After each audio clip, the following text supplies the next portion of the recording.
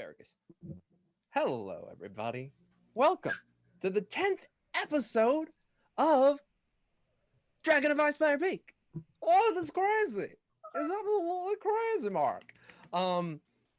Yeah, and because we're two episodes over what was supposed to be just an 8-episode show, we decided to dress fancy just for you all. Look at those fancy people. Say hello, fancy people. Hello, fancy people. We're just following in the proud tradition of Quests and Chaos of a 3-shot turning into a 9-shot.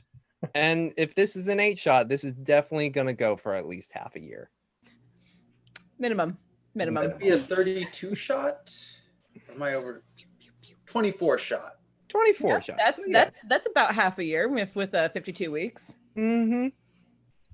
I mean, unless, of course, the Earth implodes or something. But before that happens, we're going to play some D&D. But before we do that, actually, we are going to do some announcements. First of all, we've got the Birds of Paradise. We're waiting for you. Yeah, there we go. Big old chonky one. Big old chonky. That's the flagship Birds of Paradise dice. Super chonk. I believe with just recently, because of our quarantine giveaway, they released their third dice, the Arizona dice. The Arizona dice have been out for a while. That's the ones that Ezra and everyone else is on GDS has been using. But their Kickstarter got approved today and is going to be launching in a couple of days, properly officially. And I just received notice from the chat. Kickstarter begins on the 15th. Wow! That's 3 days from now.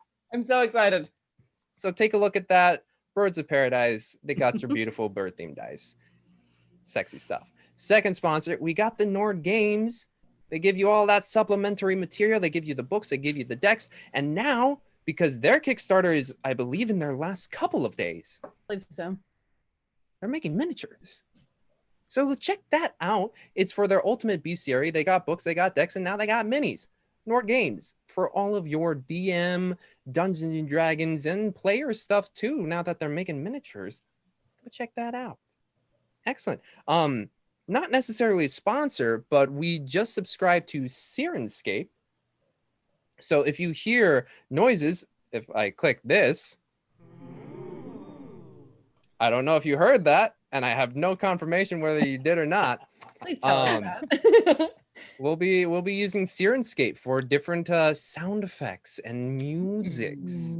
Ooh. Cool. The one I actually did just click was labeled ooh, but instead of like a ooh, it's like a ooh. Ooh. Yeah, If it worked, they heard that. If they heard that. If not, we'll continue to work on that, and hopefully at some point you will hear that. Did any of you hear that? We didn't. Okay, wow. That's Not making. You'll have to whisper to us what you're pressing, and then we'll Right. react to it. I just clicked the whisper one. Yes, so Sirenscape. Sign. Yeah. That's what we're using. Let's see. At the break, we're going to be doing a Nord Games deck giveaway. If you're in the US, we'll be able to send you a physical copy of any one of your choice. And if you're from not the US, we'll be able to send you a PDF of a deck of your choice. And they got like critical hit decks. They got luck decks. They got treasure decks. They got lots of decks. So when you win, you get to pick a deck and you win a deck. All the decks. Deck in your face.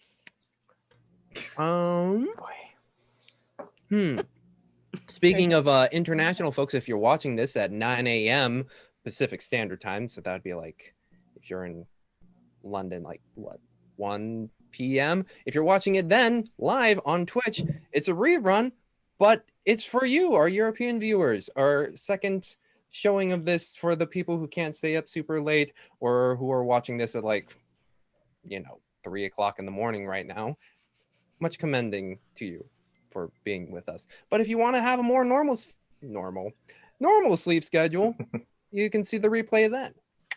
Cool. Anyway, let's we got sometimes my brain goes to the farts. Prime Day is either Where's the button? Where's the sound effect?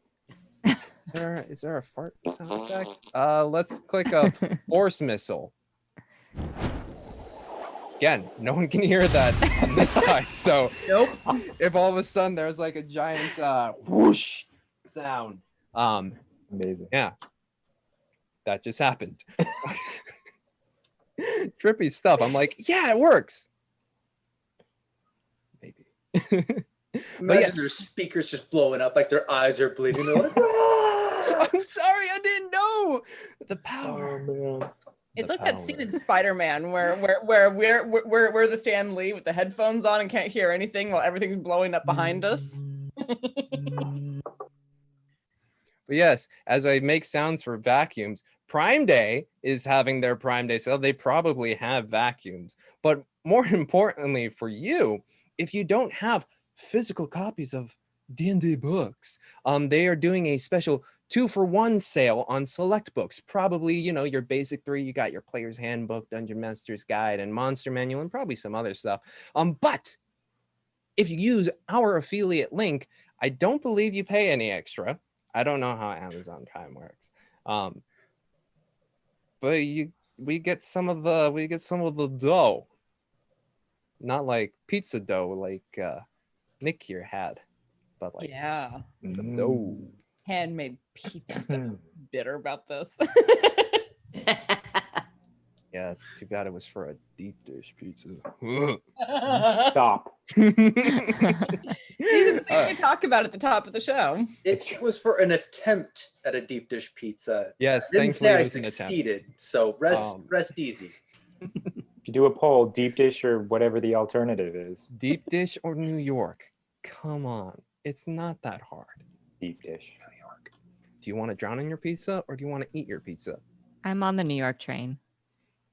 I'm Taking on the the M I'm on straight the to Grand I can Central. pick up with a hand and eat while doing something else. I'm on the pizza train. All of it. Just give me some. Give us all the On the pizza train. Hell yes. I believe that's it for the announcements. We did the sponsors, we did the Sirenscape, we did the Prime Day. Oh, and all this info you can get on our newsletter, by the way. If you haven't signed up for the newsletter, that should be coming up in the chat now. And for our audio listeners, you can go to our website at questandchaos.com and probably find a link that says sign up for newsletters. So that way you know exactly what's happening week by week. Tells you about different shows and all that. Yes, Nick, on to the bits. First off, we got the Hefner keeping shit balanced. 500 to the players, 500 to me. Boom da bam. Thanks, Hef. Yeah. We appreciate it. Yes, thank you. And Duke Plague, your grace, has gifted 500 bits. Did not say to who. I'm going to assume the players. It's, So it's to the players unless specified otherwise. That's Yes, what we've so done. 500 bits to the players. You may thank your grace now. Thank you, Your Grace.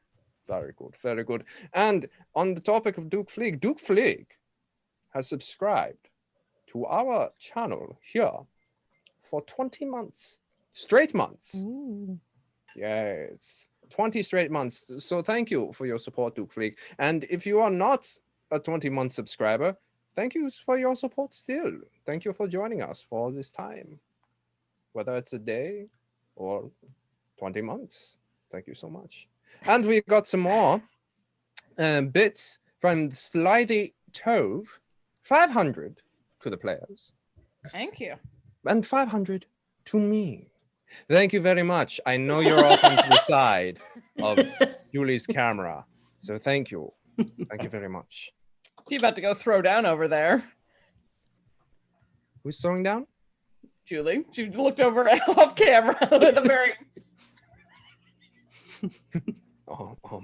I don't want to get in between. Do you guys want the 500 bits or like? Are you just Dude, like, across the board? it's highly amusing to watch this happen. Ezra has it happen every week. Oh yes. Well, yes, folks. As I rebutton my thing, I know Quest and Chaos has been around for more than 2 years, but in 4 days, I will have been with Quest and Chaos for 2 years. Oh, That's happy pretty crazy. anniversary. Right. So yeah, that's longer than the most places I've lived in. So it's crazy that I've been a part of it for so long.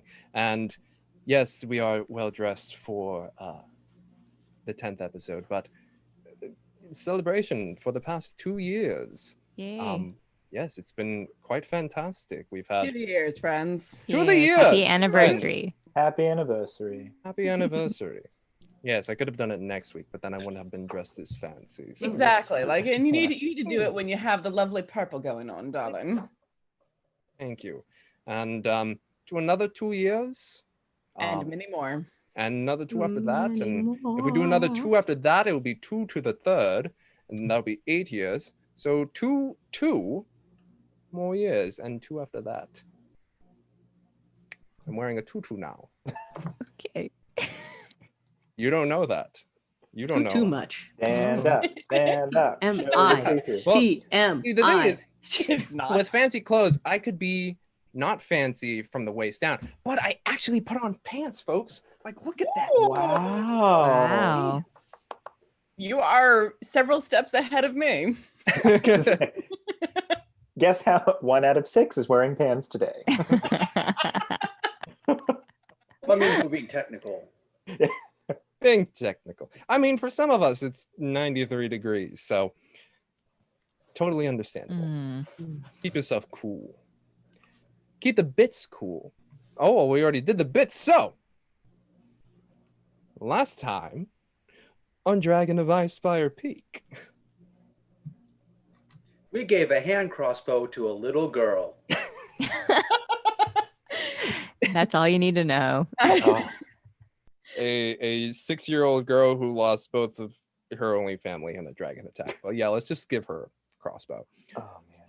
She has a knife too. She's not not like she's unarmed. I mean, oh, did anything else happen?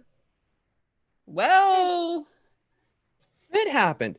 Let's start with Darjan. Y'all coming back from Adabra's windmill. Well, well, the highlight was, of course, our burger lunch. Thank you, Inqua. That was marvelous. We had to make our way back to Phandalin, the town. And it did change some, but, you know, towns change. And we were mostly needed to make sure that we got these fine weapons to the people who needed them. So we, said, we'll give some to our friend Halia, and we'll give some to Harbin. And so I volunteered to, of course, go to Harbin's and make sure that he got his, and I got mine. So went there and had some nice food with Harbin. Was able to give him his spoils.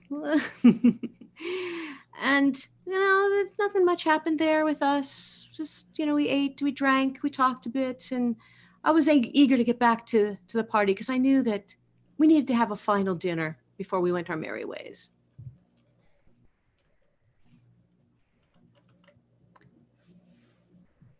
Tim, would you like to continue?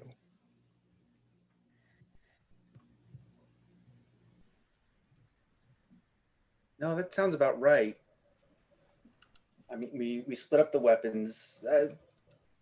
They were setting up some towers in defense of the dragons.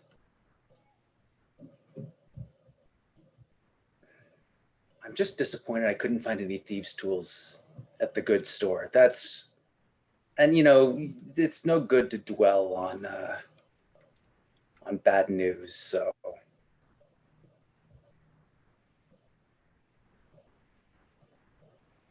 yeah. Isolt, you had some news. Oh, news is an odd way to put it, I suppose.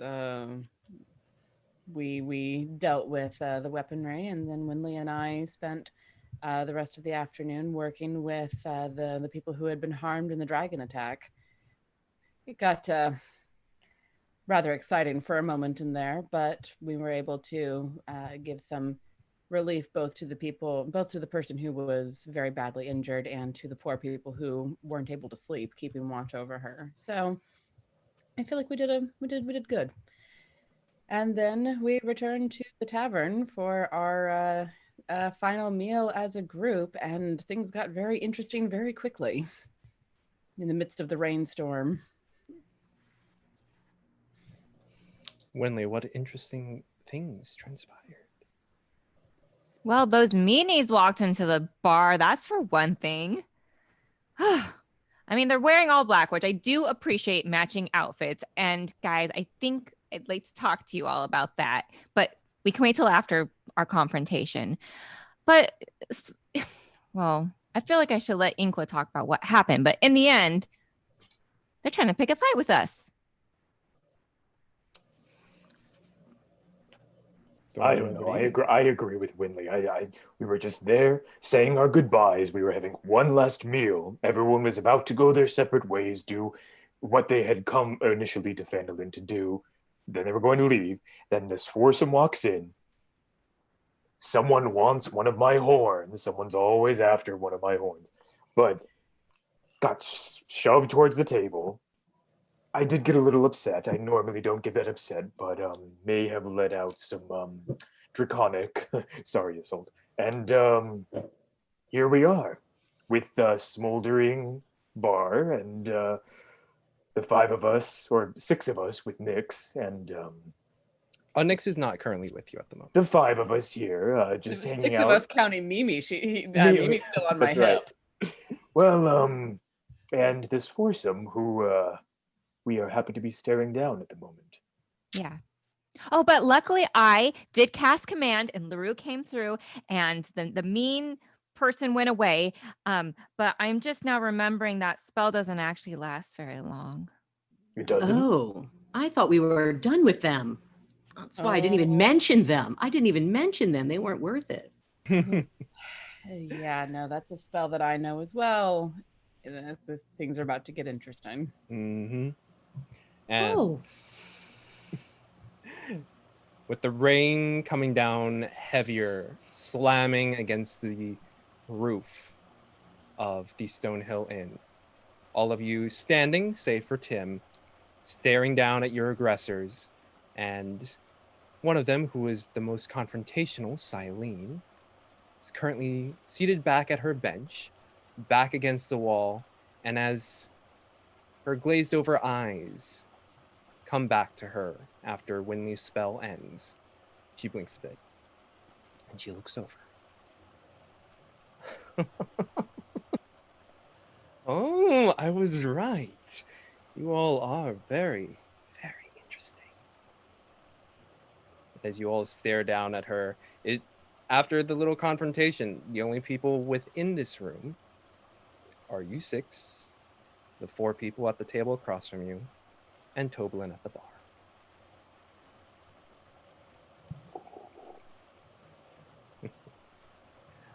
Oh, good. I'm glad they made it out away from these. Get any innocence out of the line of fire. Guys, what should we do now? Why, Winley, I'm staring. Stare menacingly, like this. Frown a little. No, don't pout. Frown. Don't giggle. No. Oh. Frowning gives you wrinkles. I already covered this. Can I ask, James, what does, is it Celine or Silene? Celine. Celine. What is she actually wearing right now? What is she wearing right now? Yeah. So as I said, all of them are in varying colors of black and also varying garbs, but they are all black. And Silene is, you notice she's actually not wearing armor. She's got some loose-fitting shirt, loose-fitting pants that kind of taper down when it gets into her boots. Yeah, and she like there's like a almost like a vest, almost sleeveless cardigan kind of deal going on, and underneath is a longer sleeve shirt. Does she have any earrings or bangles or something that's hanging off of She her? does. She actually has only a couple studs. Okay. And she's reachable, right? She's within reachable distance. She is No. about. No, she went back to her table. Yeah, she went back to her table, and she is about maybe 20 feet away from you. Okay. Yeah. And as she's staring, and her arms kind of go akimbo against the bench that she's sitting across, and she's staring, and you've noticed that her eyes no longer are really on you, Inqua. Her focus is more on Winley. And she's just sitting there smiling, and she's like, it's been about 15 minutes, and I still haven't had my ale. And then Toblin, the bar, is just like, yeah. 1 second. And he goes to the back.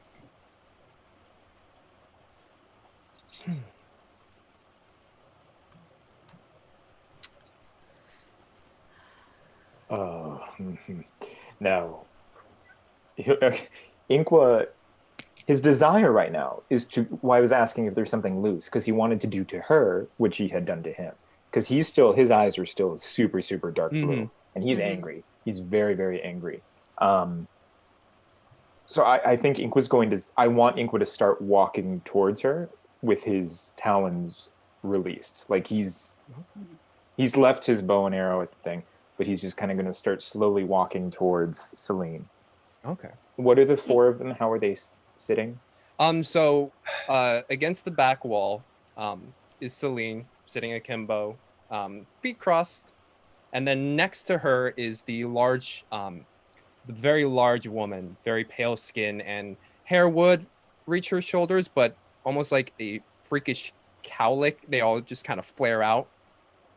She's sitting next to her, and then across the table in the two stools, you see the halfling, who's got that wild bushy hair, tattoos that kind of run down the face and darken around the eyes. And then next to him is an older human male, bald, and he has scars everywhere. Definitely a nose that has probably been broken maybe 3 times, really didn't heal that great, and a severe underbite, just like jutting out. Tim's eyes are darting at everyone else to see what they're doing. Yeah, I'm still standing, my sword in my hand, but as I see Inqua coming in their direction, I think I'm between him and them, and just trade hands, put a hand out, and just put it on his shoulder, and just like, don't. Inqua will stop, but he won't avert his gaze from Celine. Yeah. And I respect that. I'm just like, no.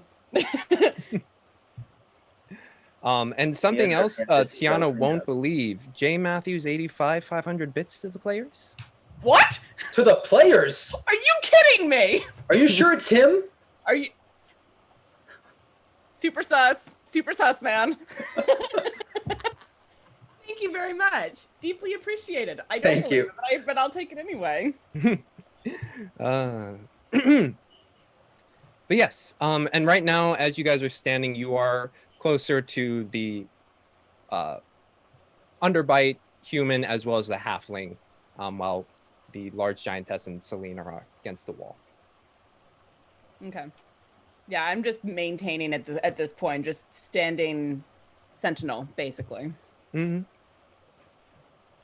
And around this time, as the tension is still maintained, Toblin comes out from the back with a small tray with 4 mugs, walks it, basically kind of skirting around you and then just getting near the table and just like pop, pop, pop, pop. and then slowly walks back and still maintains his position at the bar. Mm-hmm. I'm gonna come up beside Inqua and whisper in his ear, "You move when it's advantageous for you, not for them." He'll hear it, still maintaining eye contact. Should I sing them a song? That might be nice, Darjan. What would be And good? with their gaze still on Winley, Silene's just like, yes, you did say we missed the show.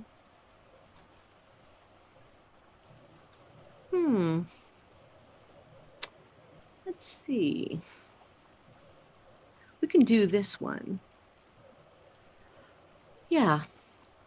Now, as an aside, I do have a enthralling performance. Okay. Knew it. Knew it. If some creatures listen to me perform for a minute, I can choose 2 of them and make them make saving throws or they're charmed for an hour. Ooh. Okay. So take a look at the enthralling performance. We'll see what happens. All right. I knew you were going with that school. And what kind of song are you singing? Well, I have this song. It says, okay, it's just a nice song. It's about, we fought each other for so long. Your HP's dropping, but you're too sly to say it. I just want to distract you while I'm prepping. Gonna make you understand. I'm gonna beat you up. I'm gonna tear you down. I'm gonna sing some spells and hurt you.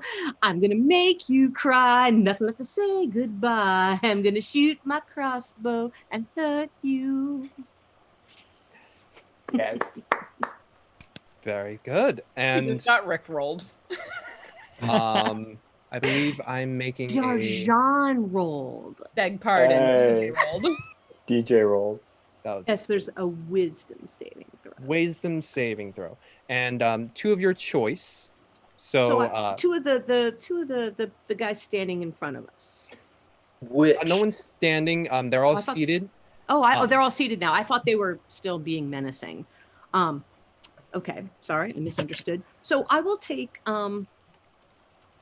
Let's see. Do I see one with like any bigger weapons? I would have focused on those 2. So, when you, you'd be able to see it. So Silene, just has a small sword on her hip against the back wall. Next to her is the larger, lady, big great axe strapped to the back. Across the table from her is, the human male with the underbite, and he's got 2, not short swords, but longer swords along the hip. And, across or next to him is the halfling who has for a halfling, quite large bow strapped to his back. Yeah. Well, okay. I'm thinking since they are some of the largest, I will take Celine and her large bodyguard. Runa? Runa? Was she introduced as Runa? Yes. Runa, yeah. Thank you. Good memory. Thank you. No, it's written down. I don't. Good external memory then. They're wearing name tags, guys. Yeah. Hello, my name is It's neat Runa. name tags so people can identify us when we do things that are wrong. Let's see. Yeah. Okay. Okay, and for Celine.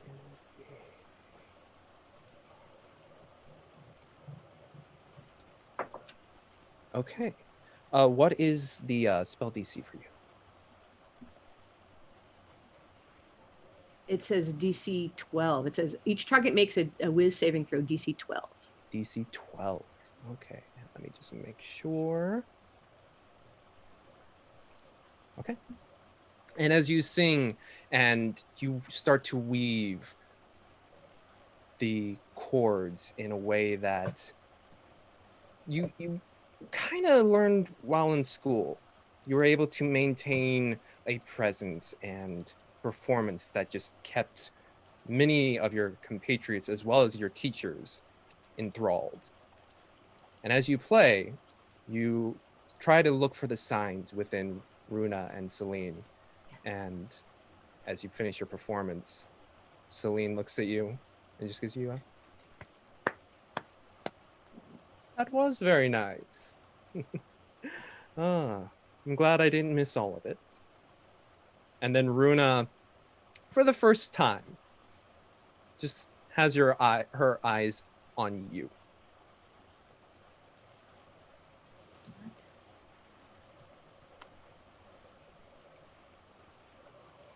All right. So, I will leave it there for now. Okay. I still have a hand on Inqua's shoulder. Just He hasn't let. He's pushing against your hand, kind of. Why don't we all have a drink? Timing. Silene, I keep switching her name. Saline, like the solution. Gotta drop it in your eye. Silly.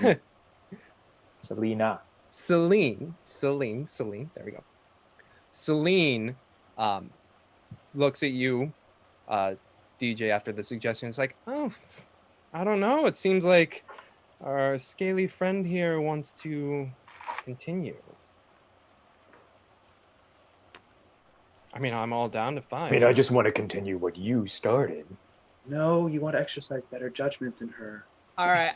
Yeah. At this point, I'm going to come around. Like I'm making probably a tactical error and turning my back on that table. But I'm now like nose to nose with Inqua.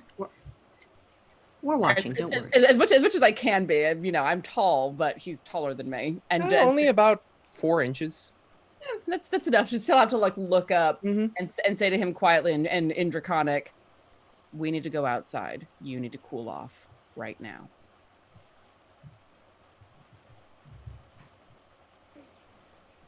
Ink will walk outside. And I'll step He'll outside. he'll drop what he's doing and walk outside. And I'll like turn and just look at Celine again. And her eyes followed Inqua, but she's still sitting there, smiling. All right. Yeah, He's just gonna go follow stand out in the them rain too. for a bit. it's Oh, raining. wait, you forgot it's sure? raining. I'm going to stand in the doorway. I'm going to go to follow you guys and then realize it's still raining and kind of just hover. There is near a the bit of a doorway. landing and awning. Yeah. there, so you can step Okay. outside. Yeah, and I'll follow Inqua outside and leave the door a little open so I'll that say, should I give us beverages while you're gone? if you would, that would be lovely. Yes. Toblin's like, I'm assuming ale for your table. Yes, please. Okay, I'll be right back. Don't break anything, please. And then he steps back. All right, and when I'm outside, I'm just gonna like lean up against the wall and look at Inqua. I'm sorry, Assault. It's just, this happens every time. Every time I go somewhere and finally make friends or meet people, something reminds me of why I like to live alone. And when something like this happens, I can't help it. It overcomes, and I just get. I see red, and you saw what she did to me. I did. It was wrong, in the utmost.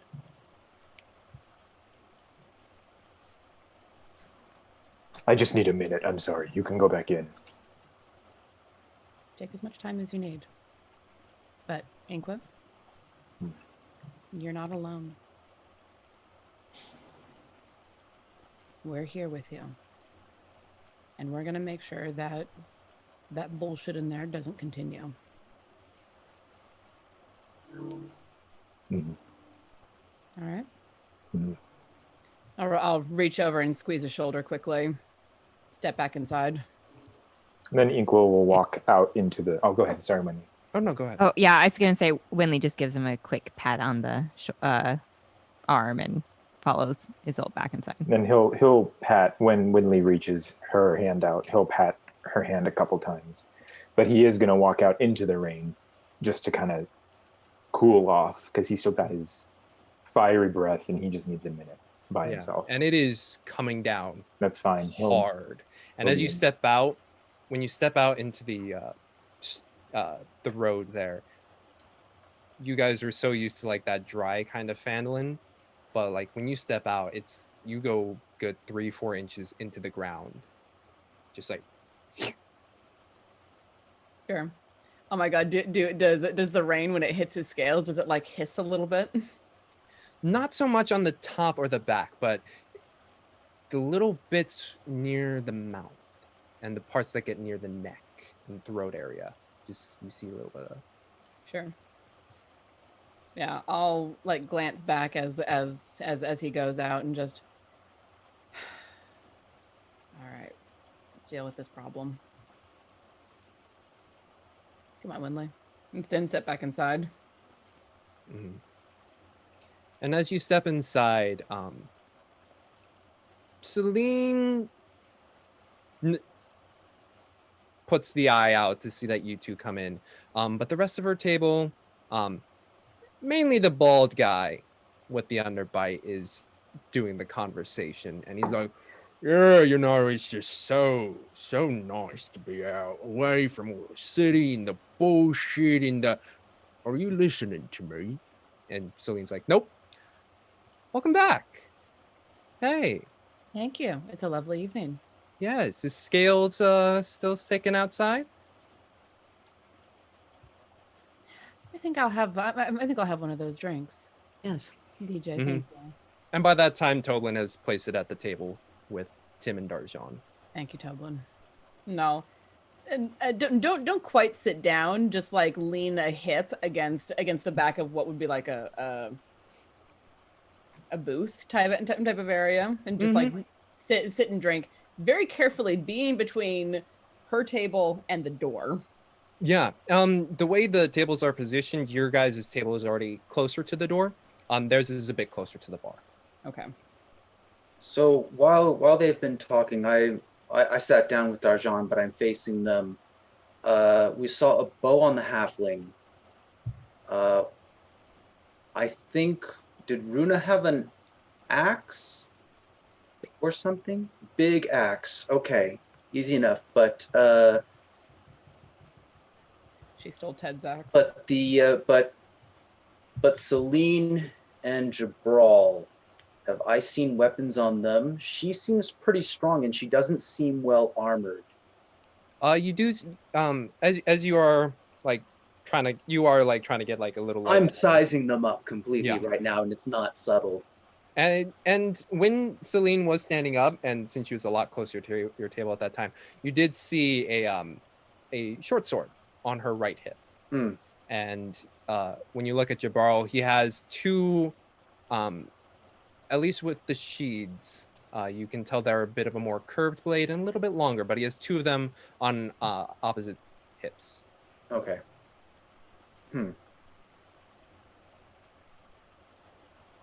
Okay. And eventually, Jabaro's noticing that his conversation isn't really happening at his table, so he kind of flips around and he's like, hey, yeah, hey, kids, how's it going? Pretty good. Like Hey, you don't were give saying, me that look, night lady. Except for your elf friend, I'm probably older than you. And after Old Man Jenkins left, yeah, you can assess that Jabal is definitely the oldest person here, save Darjan. Yeah. Well, I would totally talk to this person and say, oh, yeah. you got some stories to tell that I could turn into some music? Oh, do we have stories? Yeah. I'm assuming none of you want to talk about. No, okay. Well, I will put my chair facing them, but not closer to them. Does that make sense? Yeah. Yeah, what was it? We were up near Yada a couple months ago, and we dealt with some very sinister beasts, you know. Ooh. Tell me more. I'd love to hear it. Well, let's see. Runa here, as you can tell, she's probably the muscle of the group, and she is. And I look at her and smile. She really doesn't give you much of a look at this point anymore. All right. But Jabaro was like, yeah, she was able to cave in its skull. It was a very interesting beast. It was only about waist high, but there was about 5 of them, 4 laid spines on their back and eyes that screamed death. And we took care of them with quite ease, if I may say so myself. As I say so myself. Oh, and so why were you battling these beasts? Where did you find them? Oh, Yada was having a bit of a problem on the outskirts, in which a few shipments along the river were being attacked, and we, the Stone Cold Reavers, yeah. We Stone Cold Reavers. That's a great name. I might be able to use that. Well, Why don't we have a name? Winley kind of says to herself. well, you guys could certainly have a name. It's quite easy. Just, call yourself a name. I named us that, so it's pretty proud of it. So you travel around and help towns like this one? Oh, whatever can pay. Yes. Yes. No, I know exactly what you're talking about. I've done that, going from town to town, singing, and adventuring and finding out what needs to be helped on the different towns, like this poor town here. Oh yes, it's a very big shame that Dragon had to come through here, but Stone Cold Reavers are on the case. So have you been hired? Yes, we have. Oh. Who hired you? Do they need more? Celine, who's the one who hired us? Celine's just like, we don't put our clients' names. Dipshit. Okay. We apparently don't share our clients' names. I got you. Yeah, I can't remember the name. I'm sorry. Was it Harbin? He would be the only person. No, I mean, but the name sounds familiar. Holly is also an option. She's. Do you say it loud enough? Mm-hmm. Okay. Well, more importantly, is there any reaction from Celine? Make me an insight check. That's not a thing that I actually have.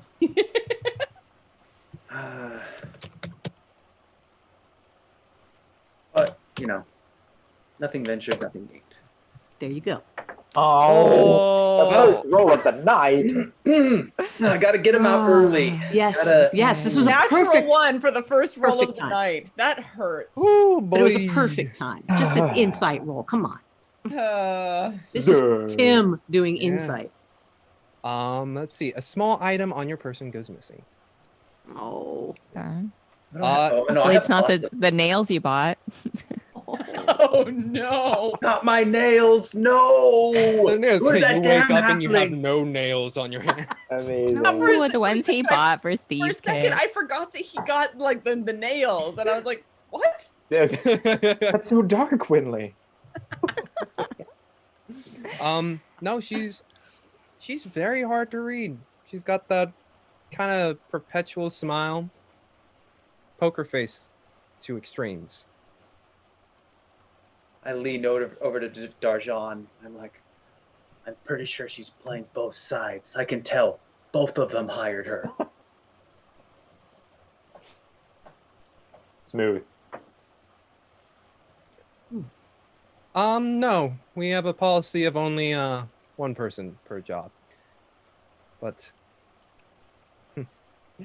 so is your friend gonna come back or not? Seemed like you wanted to have a bit of a duel, a little bit of a scuffle. You're the one Unless that was someone here causing likes it. trouble.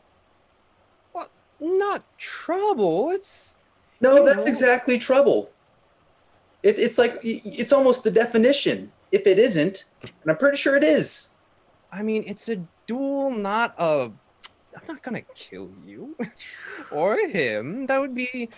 Oh, that'd be. Well, but if you wanted his horn, that's That's pretty. You have to admit, you Well, dressed as you do. yeah, well, Like, imagine yes. making I don't know, a flute out of that or a horn out of the horn. It's so nice on Inkla's head. And That's not serving much use, is it? oh Well, you haven't fought with him. No, I haven't. yes, But well, the way that they're kind of pointed back, it'd be very hard to stab something with them. oh, but they're hard. I like the way you think. Hmm. But Night Lady, you feeling up to a duel? I told you my name. Miss Argris? A bit old for Miss, but sure, whatever. Mrs.? No, you can call me Assault. That's fine. Assault. How would you like to assault someone who just assaulted your friend? Or puns. I consider puns to be the lowest form of humor. Yes, but then again, inside jokes only really happens when you get to know each other. At this point, Inkwell will walk back in. But he's going to walk in. I'm just telling you his trajectory, but he's going to walk straight to the bar. As he walks by, if she's talking, that's fine. But as he walks by, he's purposefully going to flick his tail right in her face as he walks by their table when he gets to the bar. You flick your tail and then just rain, just.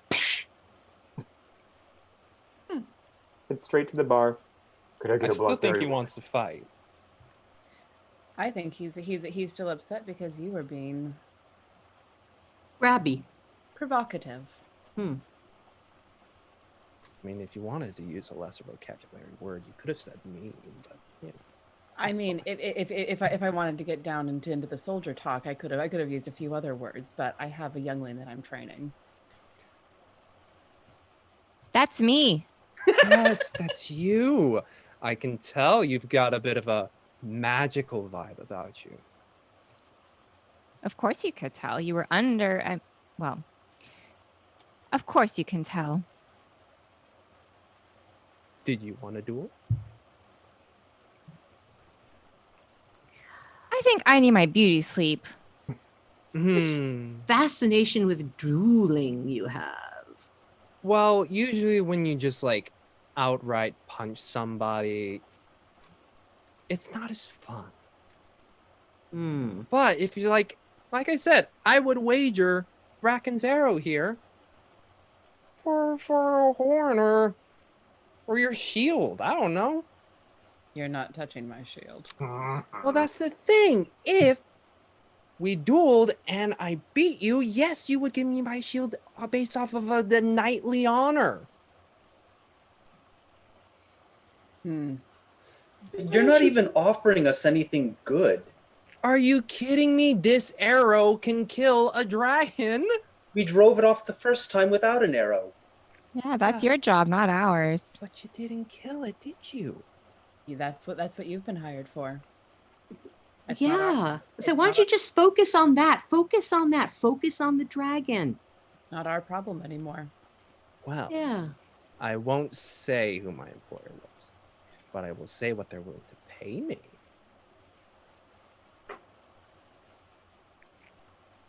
Okay. Yeah. 100 platinum. Got Tim's attention. 100 platinum. Dispose of a young dragon. That's a gift. yeah, that's easy.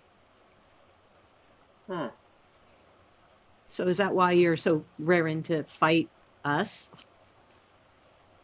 I wouldn't say raring, but it's just Oh, I would. it's more fun. Come on, don't you guys want to have fun? We Put were up the having fisticuffs a bit. No, we were Inkwell's having gonna- fun. Oh, sorry. Ink rejoining the group with his blackberry wine, and he'll sit down next to whoever, I think it was Winley and Darjan, I think, and just stare at them. but he's gonna say, because she's been talking about duel, money. So he's like, what do you say to 4-on-4?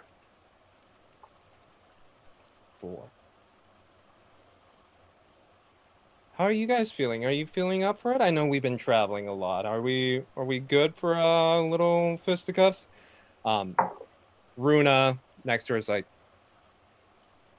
no. Oh, Runa, come on. It'll be fun. No. Bracken. And then when you look at Bracken, he just kind of, because his back is to you, it's kind of hard to see. But they lock eyes, and then after a moment, Celine's like, but come on, it'll be... No. That's not nice. Can I try to insight that exchange? Go ahead. Ooh, can I try too? Go ahead. Well, I didn't get a nat 1. I'll just say that. Not 10. With that 10, you don't see Bracken's mouth moving at all. But as she continues to, essentially what looks to you like she's miming a conversation where it's like, come on, it'll be fun. You get to, I don't know, you can shoot him in the knee or something. No? Are his hands moving? Hands are not moving. Huh. Like he's by seeing him from the back, no movement really. Telepathy. Jabbarl, you. Oh, I don't know. Celine, we've been walking all day. It's been... Then he turns over. Kids, just one of you, please. Just when she gets like this, it's just on and on. Anybody want to take her on, please? No betting. No betting. Just the ability to say that you've won. The glory of the fight. Rising up to the challenge of your rival.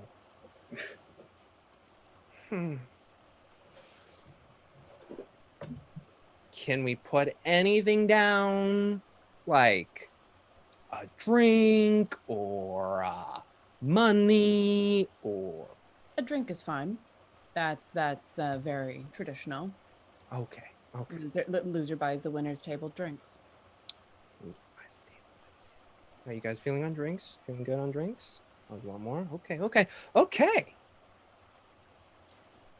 Yeah, I'll What are the rules?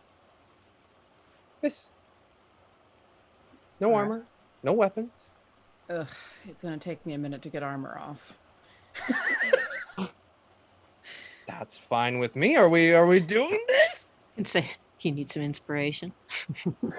Let me get this right, Insult. You tell me not to fight her, and now you're going to fight her. Yeah, Izzy, be careful. I'm not angry at her.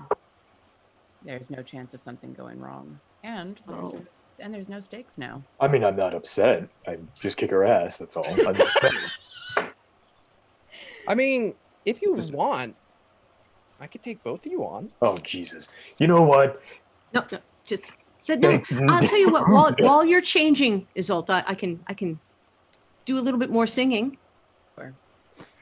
And I'll start stripping. Like step off to the side a little bit and start stripping off the chainmail. Mm-hmm. Izzy, should I hold your bag?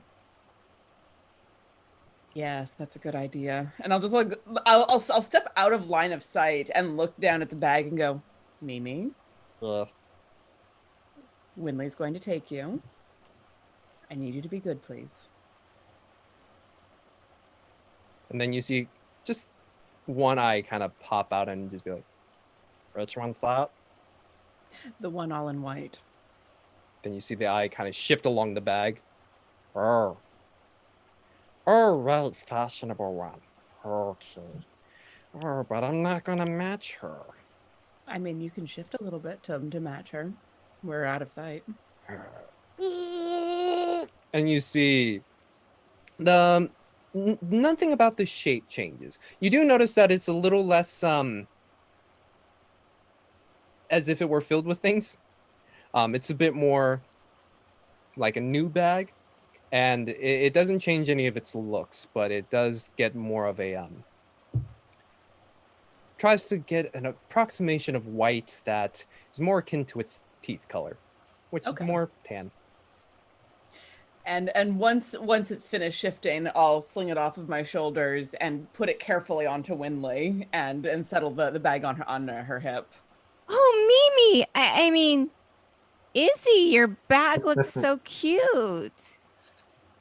Well, I suppose some Kinda, fashion like, had pets to the bag. rub off.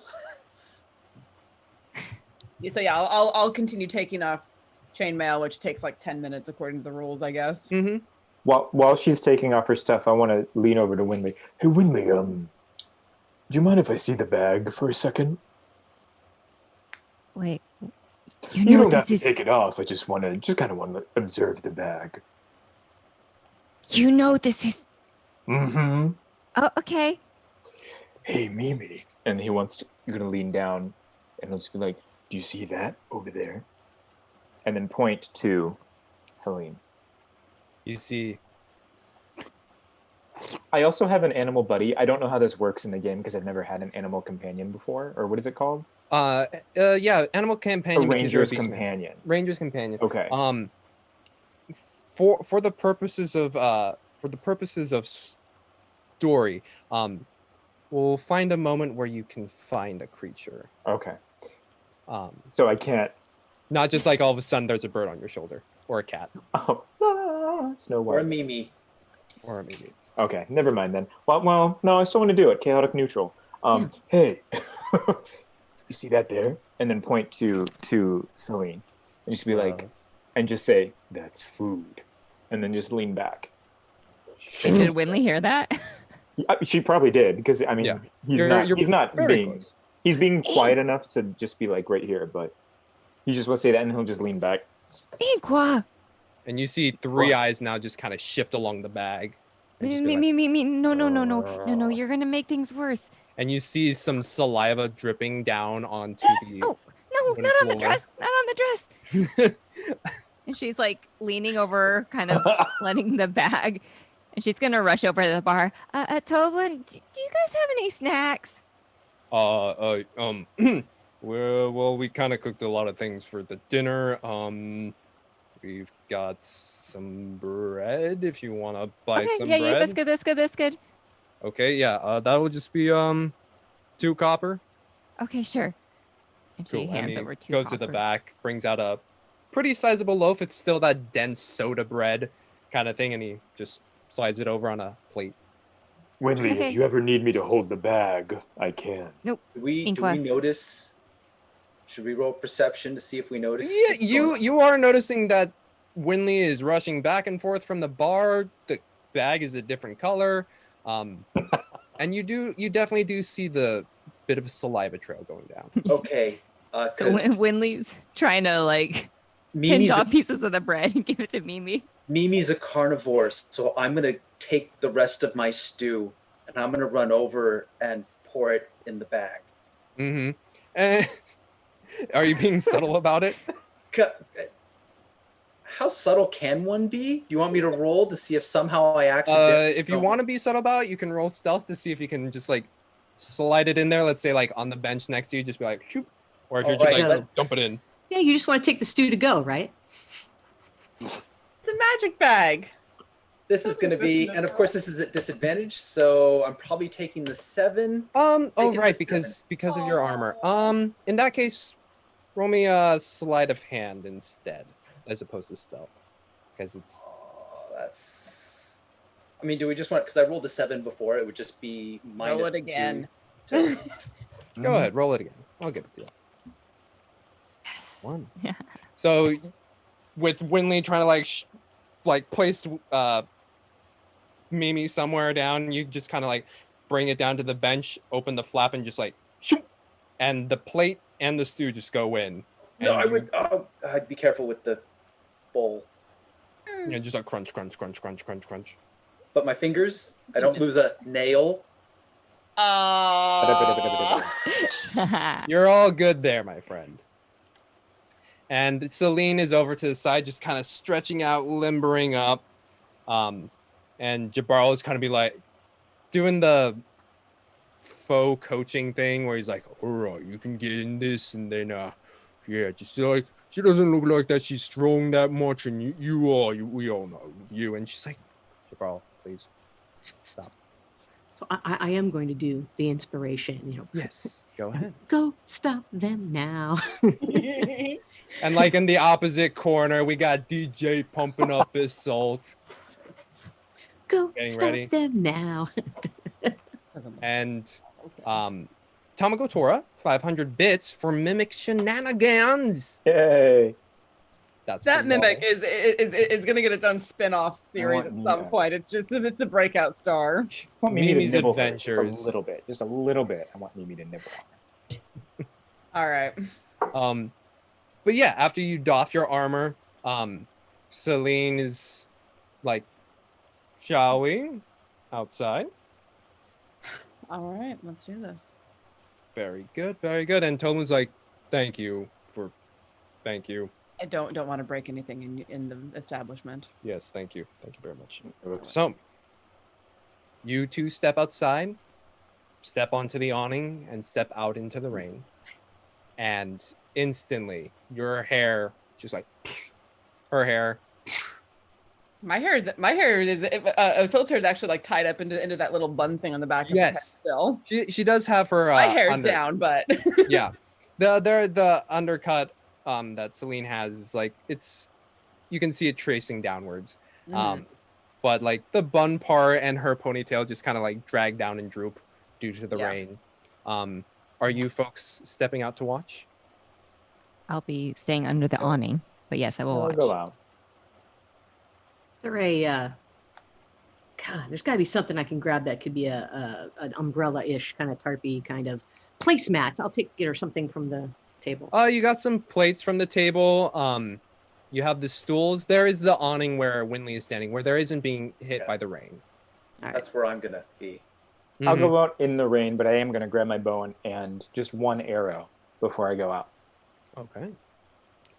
And of the people at the other table, Jabar's like, huh? Runa's like, she looks like interesting fighter. I will step out.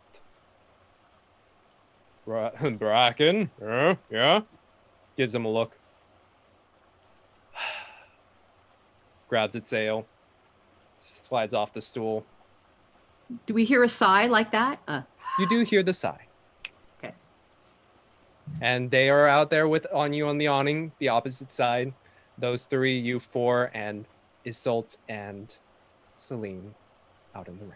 Do you have Klingon music or Klingon that you can press right now for the audience to? It's Star Trek fight music. Star Trek fight music.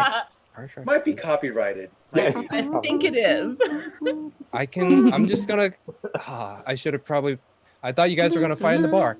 Because the bar one's all like dinky ding ding ding ding ding.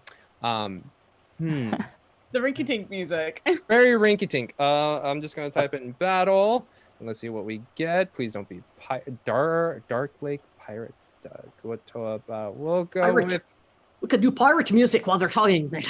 Audience, if this goes poorly, if you have been hearing anything, just let us know, and Thomas will let me know, and then I'll click on a completely different song. But Yeah. here we go, and let's change the rain to be outside rain. Ooh. Has there been a soundscape again- this whole time? Apparently. Yes, it's been playing the whole That's so time. cool. How awesome. I'm actually looking forward to getting the files for the podcast so I can actually hear what's going on. Me too, because I'm like, is it going? Well, if no one's complained yet. No one has so far, or Thomas has been very kind to me, like, it's okay, guys, I turned it off. Yeah, and as we step out into the rain and like everything just soaks down, I'm like, ugh, that's all right. And I'll look over at her and offer a hand in a very chivalric handshake. Oh, okay. Well, she sticks the hand out. Mm-hmm. And I take it. Yep. All right. I wasn't sure if she was gonna like pull it away or something. Yeah, I'll take her hand and not like squeezing to hurt or anything, but a firm handshake. Okay. Roll me strength. Okay. 8. Okay. As you press down, she almost meets but you press down enough where you can feel her grip just crumple in a bit. Okay. I'll give her a very, very polite, very sweet smile and say, "May the goddess smile upon us. Wait, sorry, who? May the goddess smile upon us." Hopefully for you. And step back and I mean, I've scrapped before, so it wouldn't necessarily be like a proper boxing fisticuffs, but definitely in like a ready stance. Okay. And she doesn't really take much of a stance. Kind of arms at the side. She does orientate herself just to be slightly pivoted, but doesn't take much of a stance. Be the monk, I'm calling it now. We're watching everything. Yeah. She does lean her. She does unhook her short sword and tosses it over to Runa, and Runa just like catches it and holds it by her side. But yeah, she has her left shoulder facing you, just a little bit, but arms are down. All right. Roll for initiative. Here we go.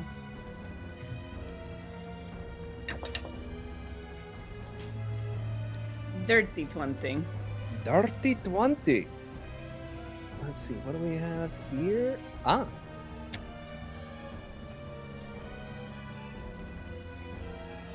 Celine does go first. Yep. Is it dirty? Yeah. So she does go first, but she just stands there. Okay. All right. I am going to just like settle back on my heels a little bit and just watch her, ready to strike her when basically hold my action to do an unarmed strike when she attacks me. Okay. For when she attacks you. Yes. You guys are going to be staring at each other for so long. Probably. Just soaking wet, gonna catch pneumonia out here in the driving fucking rain. You're staring at each other for so long. Yeah, okay. She's taking your song to heart, DJ. And with that, a smile creeps up on Celine. It's like, good, you're not stupid. And then she actually like looks up and gives like a faux kind of prayer thing. And then she walks up to you. And then with very quick speed, just a hand shoots up from below. Does a 10 hit? Oh my god, it doesn't. Even without my armor and my shield, because I unequipped all of that in D&D Beyond to make sure I had the right AC.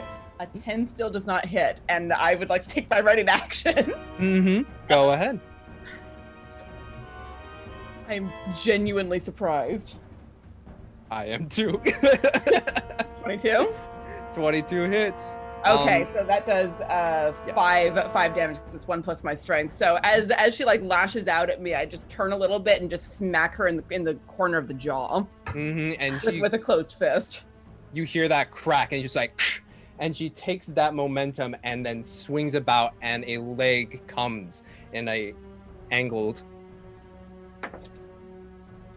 Fucking hell! Does a 12 hit?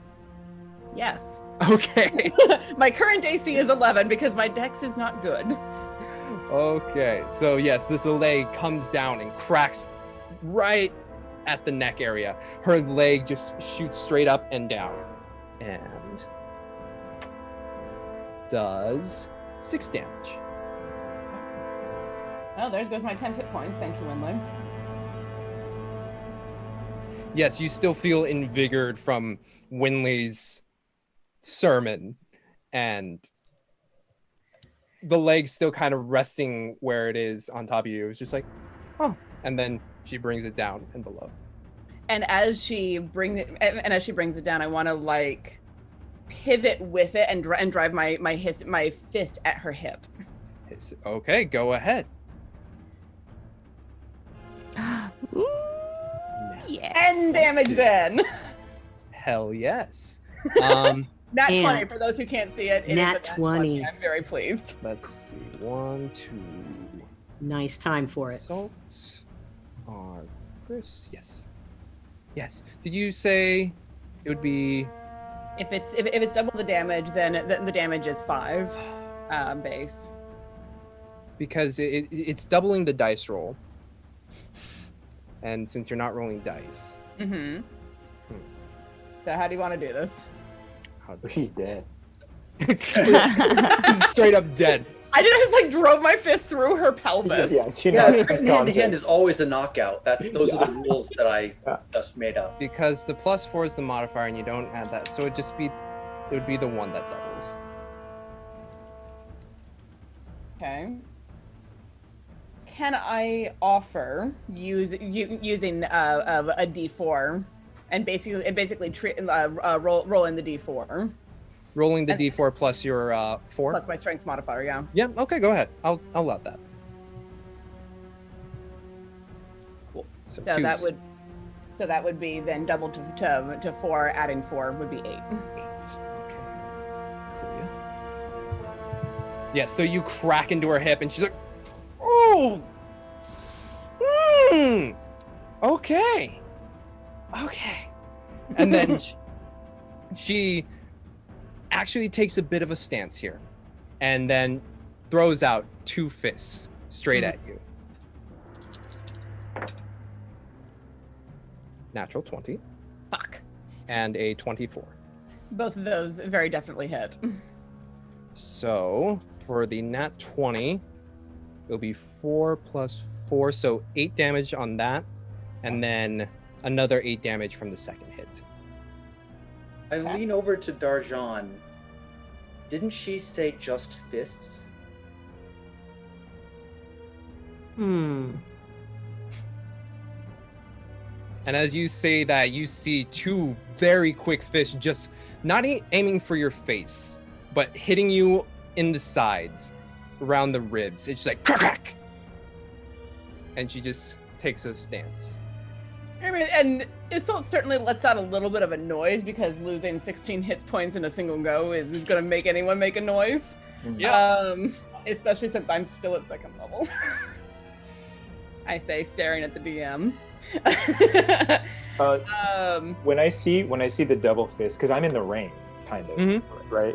When I see the double thing, and then hear her, and then kind of see her kind of fall back a bit, I'm just gonna lock my arrow in my bow. Knock your arrow. Yeah, knock it and just hold it down, but prepare it. That's all. Okay. That's all. And with the momentum of the second blow, I'm gonna like roll through it and come back up and do a punch. Okay. Roll to attack. 10. I feel like that's not gonna hit a monk, is it? You do have 1d6. Remember. If she is high enough level that she's doing 2 attacks. Oh yeah, and also you did get a card. What is your card? Oh, I did, didn't I? Use that card. Force an attacker to reroll an attack against you. I wish I'd looked at that. Mm-hmm. I do too. Damn it. I wish I'd looked at that for that nat 20. Well. Sure, I'll use the Bardic Inspiration. Okay. Roll that d6. Ha! Oh. 11 isn't gonna hit, I think. So you throw that fist out and just with not even much force, it's just like a quick little press and takes that momentum away. Mm-hmm. And she's like, she looks at you smiling, it's like, oh, well, about time to end this. And she goes for another 2 strikes. So she throws out the first one. Does a 25 hit. No, Say no. no, it doesn't. Obviously. Don't do that, James. Don't do that. James, I said my armor and my shield are both still in the my AC is 19 with those. You jerk. It's a natural 20 hit. I mean, So another 8 damage cracks you in the ribs. And with that, can you make me a strength saving throw?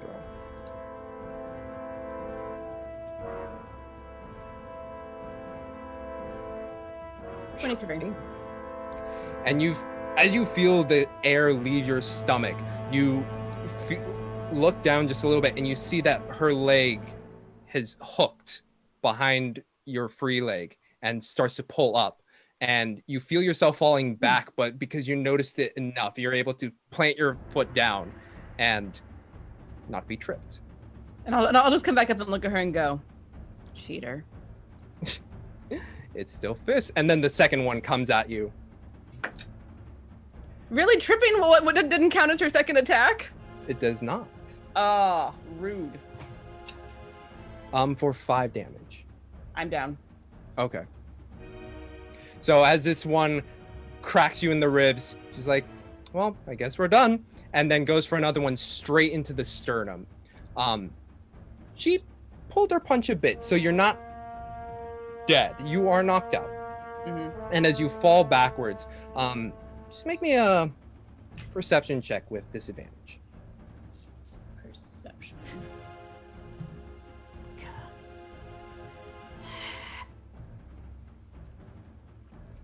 9. Okay.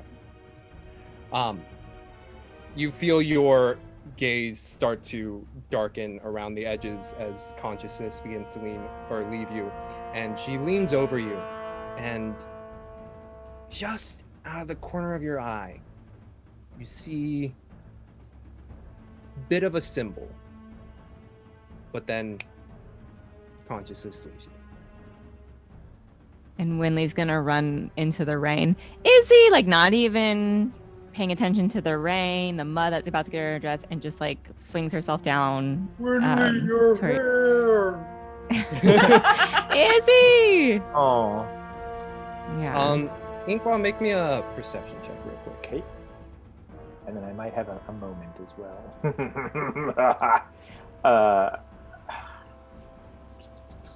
9. 9. Yeah. Your gaze is still on Celine, but your eyes just flash over to as Winley approaches Isolt. And Celine is there standing in the rain. So I guess we owe you all some beverages. She owes me a beverage. The rest of us as well. I don't think she's going to be coming up for a little bit. But, shall we go get some rooms, folks? And the others kind of just give a nod. It's like, finally, Celine is done with her bullshit. Mercs of Mischief just raided. Hello, everybody. Hi. Our paladin just got knocked out in a fist fight in the rain. As you do. As you do. And the rest of you, because Isolt is knocked out, you do see Celine give a little of a shrug. Did I see you pulling up your bow and arrow, Inqua? I did. I think seeing Winley run straight to her, he's not going to do what he was about to do, for fear of those rolling those ones, because that would be bad. But he'll put down the bow and he'll walk past Celine to where Winley is to go to help up Isolt. And as you pass by, Celine just gives a quick little whisper. It's like, we should thank her scales. Coxcomb! And then that's what he'll say to her. I have to look at him. And that was his readied action. Yeah, his readied action is just a whip. Coxcomb. And to that, she looks up towards her now very drenched hair and gives a bit of a bow before walking out. Do I have time to flick my tail back up, like, at her? Yeah. Yeah, gonna do it. And on her way out, just like, and then if she turns around again, just go like, oh. She does stop. She looks at you, and while all of her her face almost this entire time has been kind of just a smirk. This one's a bit more pressed. And she just looks at you. It's like, I'll be coming for those later. And then she... and then reach... and then just reach down to help with the assault. Yeah. And No, she Winley- is So over her. He is so over her. Winley, yeah, Winley's down on her knees. She's grabbed her amulet and she said, LaRue, please, you need to help one of your brave knights. And she's going to use her channel divinity, preserve life, to give Izzy back 15 hit points, or no more than half of your max. Well, I guess it's probably not more than half of your max. Yeah, my half of my max at the moment is 13. Okay, so you can get up to half of your max. Sweet, thank you. Yep. And as you press that onto Isolt, you just go, and then rain just starts getting in your mouth, and you're Oh, Inqua will put his claw out to help her up to her feet. take a second just to take stock of everything that hurts, which I imagine is quite a few things at the moment, before just like reach up and take his hand and haul myself up with that. Mm-hmm. It's all, she made very targeted shots right at your ribs and midsection. No shots to the face. It's not the first time that I've had ribs broken, but so I know what that feels like. I'm just like, oh, that sucks. In this whole exchange, I know it was dramatic. Is there a way that Inqua can he have tried to take the bag from Mimi from Winley as she was like freaking out and like going, oh, and then casting? I know it's an over the shoulder, but I wasn't sure if it was over shoulder this way or if it was an over the shoulder this way. Okay, because it's how is it arranged on you, Winley? Over the shoulder or? I mean, because it's Mimi, she probably did have it crossbody. Crossbody. Okay, then slide a hand from Inqua at disadvantage, and then Winley, do me a perception check.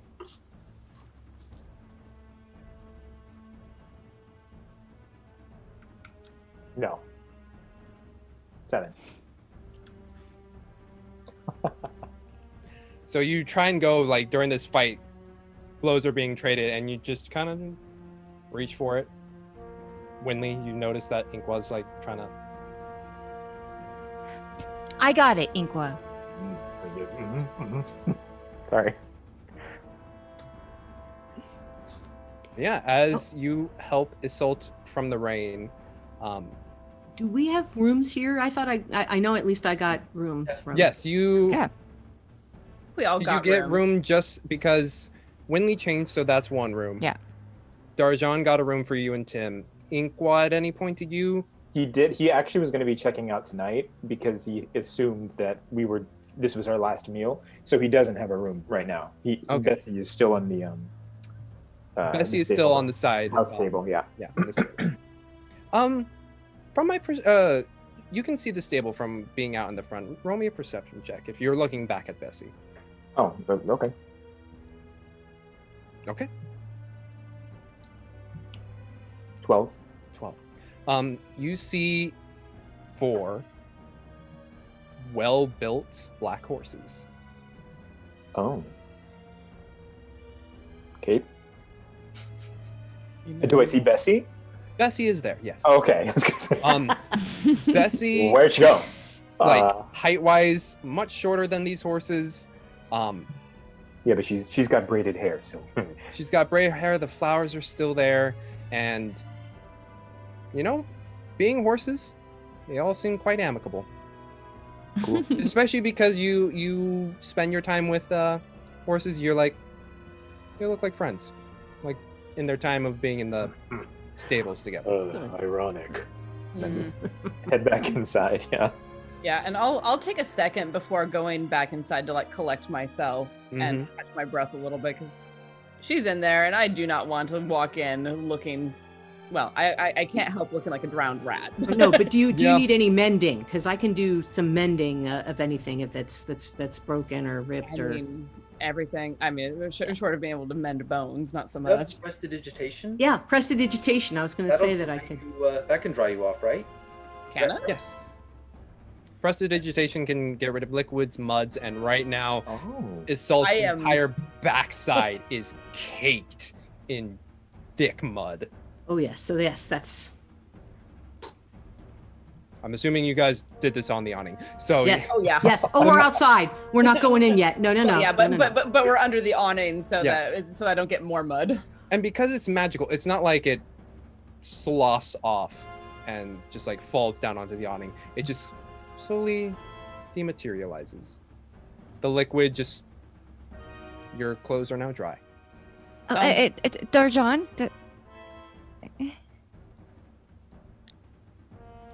could you per my dress too? Can I?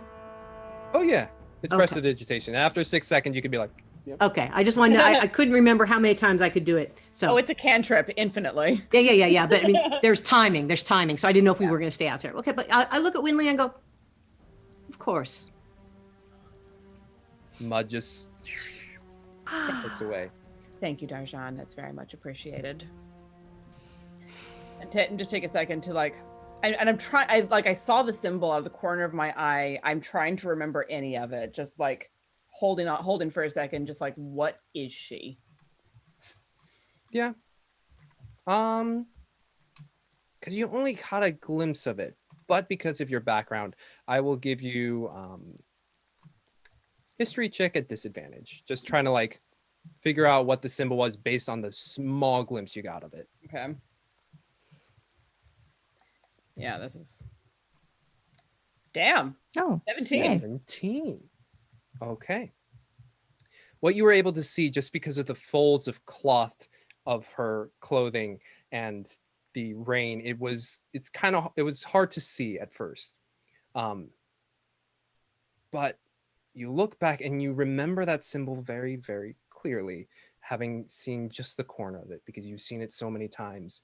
It's from your memory, you know that from the little corner that you saw, it leads up into almost a tower-like shape with a small calligraphied symbol that almost looks like a flame at the top of this tower. And as you think about it, you're like, and also the way she fought, Candlekeep is the symbol that you saw. Interesting. Just like the briefest moments of it. And I'll just like lean back for a second against the wall and think about that. Just those pieces don't make sense. All right. Mm-hmm. And after a time, you all head in, and you don't see any of them. Good. And Toblin's like, well, based on the fact that she came in first, I'm assuming it did not go well. Well, she's a better fighter, more experienced in what she does. So it goes. But Izzy was very brave. Oh, yeah. I'm sure she was not the most welcoming of people, as I could see. So it's... Well, I was able to get a couple of good hits in. I'm pleased about that. That's good to hear. That's good to hear. Have they been through here before? No, first time I've seen them. Yeah. Inqua, friend, you don't have a room, and unfortunately, they took the last of them. That's fine. I'll head to the stable. Oh, I was gonna say we could put you in. You could bunk Oh. with one of us. Oh, thank you. That's very kind. Yeah. And then he will take out a gold piece and then give it to. Toblin? Thank you. Oh my God. Toblerone. Toblin, he Toblerone. takes Yeah. it. That. And just Is that how you remember it? if this covers any of the singe damage, I do apologize. I let my temper get the better of me earlier. It's understandable. It's the provocation. I can see that. But yeah. Thank you. I appreciate that. Yes, we probably will encounter them again. We owe them a round of drinks. Yeah, they already put it on your tab is sold. So. Oh, good. Then we don't have to see them again. As long as it's yes. How much is it? I'll just do that. They so Tobin looks like he's like, you said you offered them a gallon for all 4. No, but I'm not surprised that she took it that way. Yeah, well, 2 silver pieces if that's okay with you. Oh, please. And I'll pass them a gold and be like, for dealing with them. Thank you. Any places below. All right. Well, your rooms are already been prepared for quite some time. If you only have 1 washroom, so keep an eye out for them, I guess. Yeah. I'm gonna go and start collecting my armor from where I had placed it, off to the side. My armor and my shield, sword. And you notice it's been folded and like placed off into a nice part of the inn. Oh, all right. I'll scoop everything up and start up toward the room. Quite done with the night. And Winley will follow. All right. And as you all find your ways through the room, Inqua, whose room are you going to stay in? I'll bunk with Tim and DJ if they're okay with it. Yeah. So it's only 2 beds, but there is enough floor space for you to fit your body if you need. Sweet. And we've got some blankets and stuff we can. Yeah, you make with your bedroll and other pillows and stuff, you can make a nice little comfortable sleeping arrangement for Inqua as well. Got a nest. Thank you, DJ. Thank you. That's very kind. Oh. Anything to discuss before night comes? Well, yeah. When we were gonna stay another day, when were you planning on heading out? Me? I was planning on leaving today. I thought that. I mean, yeah. I can leave probably in the morning. I wasn't expecting this to happen. I thought we were having our last goodbye, but yeah, no, and it was an interesting goodbye. Well, I mean, we'll have to have a breakfast in the morning. That's what we'll have a goodbye breakfast. I agree, absolutely. Yes. Well, on one hand, I don't like the idea of you leaving alone, but I also don't want you to stay another day. Where are you going, Inqua? I was heading back to Golden Fields. I was going to check on the farm, the animals and whatnot. But there's is there a town on the way that Tim and I could go toward? Absolutely. I believe there's quite a few. So why don't you hang out we have one more day here. Why don't you hang out with us and then we'll all go? Does that work? Yeah, that would be very nice. Thank you for the invitation. Absolutely. Yeah, we'll get our act together, as it were, and then we'll. I really do appreciate it. Thank you. That, as you said, Tim, strength in numbers. So that. Yeah, and that woman. Yeah. Yeah, I wish I had dragon breath. Oh well. You've got quite a tongue on you already, so. Thank you. I've just got ready. And as you guys get ready, anything in Isolt and Winley's room? Winley just gonna go up to Isolt. Are you okay? Do you need any more healing? Fine. I mean, stings, but I'll be better after a night's rest. Okay. Are you all right? It was a little scary. Yes, she was. I mean, I knew she was dangerous, of course. No one carries themselves like that who isn't. But, yeah. I won't say I underestimated her because I knew what I was getting into, but it was a little bit more than I was anticipating. Mm. And Winley's gonna take off Mimi and gently hook Mimi somewhere and say, "Good job, Mimi." Thank you. That actually does get a very genuine laugh out of us all for ribs. Ow. And you see a couple eyes just like pop out of the bag, just be like, "Oh,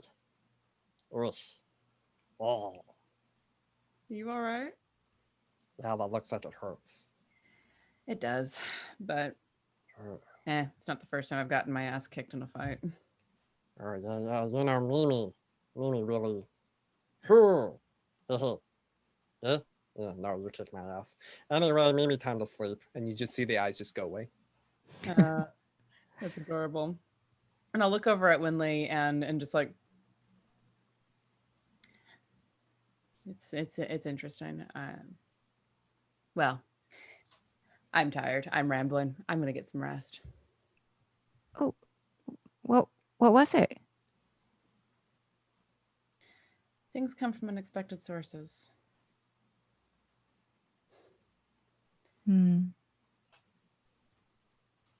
She had a symbol on her. And I haven't seen that symbol in 20 years, something like. A little bit less than I guess, but it's burned into my memory. It's a Candlekeep. I don't know what that is. Candlekeep is the greatest library in the realms. It's more than a library. It's beautiful. It's astonishing. Everything that has been written ends up there eventually. She doesn't look like she's been reading many books. She fought tactically. Hmm. I'm just very interested what Candlekeep, someone from Candlekeep is doing out here. And apparently leading a group of Reavers. Yeah. Because he's kind of the person that pondering. The person that I knew from Candlekeep was not a fighter like that. Oh. You knew someone from there? Yes. Oh, and Winley kind of gets the hint that maybe she shouldn't press too much. It was a long time ago. I was a bit younger than you are. Ah. But, well, it is what it is. And I'm going to get some rest. Yeah, me too. Beauty rest. You hardly need it, dear. Get some rest. Yeah, and Winley will go kind of get in her nightgown and everything. Mm-hmm. Yeah. And so we'll just sort of curl up in bed and looking at the wall and just Candlekeep. After all these years. And as Winley gets into her gown, Isolt begins to curl up in her bed facing the wall, considering what that symbol meant on her recent aggressor. We're going to take a break. And hey, folks, we're doing another giveaway. Nord Games deck of your choice. Enter in hashtag chaos. Chaos. For a Nord Games deck of your choice. Do that in the chat.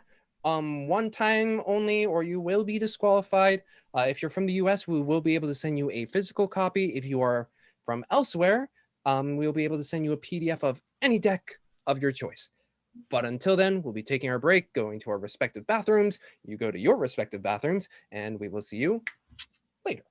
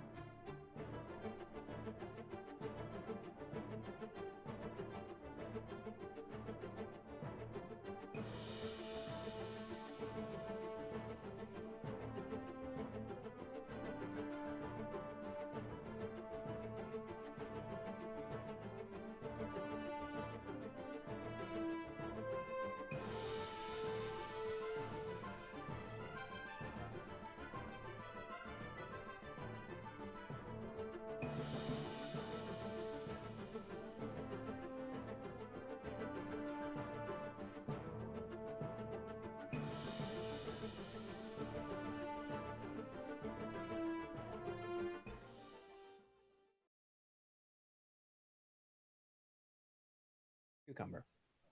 Hello, everybody, and welcome back to Dragon of Icespire Peak. Yeah, we're still fancy. I'm still wearing pants. You're gonna have to trust me on that one. Right now Julie is out and about, but we will get Julie back at some moment. Yes. But until we get Julie back, we will announce the winner. Yo, it's karma, it's serendipity. Duke Fleek has won the deck, Nord Games deck. Thank you so much. 20th month of subscription. God bless you, sir. Thank you kindly, sir. If God is the God you wish to be blessing you. If not, LaRue, Morden, Lyra. Let's go with Lyra. Lyra. Yes, I can see you being quite the light, sir. Yeah. He is at that. All right. Well, let us continue the game. Julie, come back. Do you have music for her entrance? Yeah. Costume change. I aspire to be this level of extra. It's amazing. You aspire to be as good? What did you just say? I aspire to be this level of extra, is what I said. I love it. Perfection. Yes. So, as we return, all of our adventurers have found rest within the Stonehill Inn, second floor, after a very tense bout with Assault. And as the rain continues to pour down, Assault, sometime in the night, you feel a tug, and your eyes open. You're still in the same room. You look about and you don't see anything tugging at you. But in your chest, you feel a compulsion to sit up. Do so. And as you do so, you continue to feel this pulling sensation that in your mind you can just feel it's like to the door. Okay. I will stand up and very quietly on bare feet make my way toward the door, pausing long enough to collect my sword and shield. I don't have time, I think, to put armor on, but okay. As you grab your things, Winley, make me a perception check at disadvantage. Okay.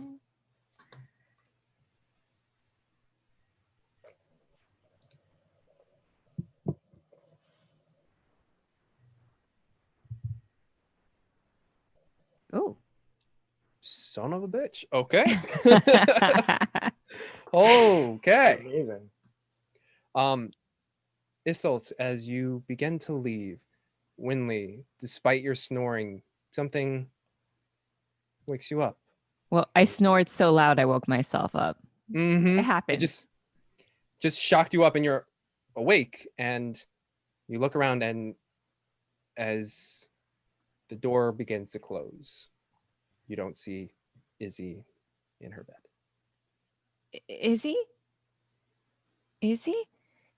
And she's just she'll go to the door and just check on her. She assumes she might just be going to the bathroom, but she just wants a peek in the hallway. Mm-hmm. The tug for you, Isolt, it does not lead to the bathroom. It's pulling you downstairs. okay. Do I hear Winley behind me? Make a perception check. Okay.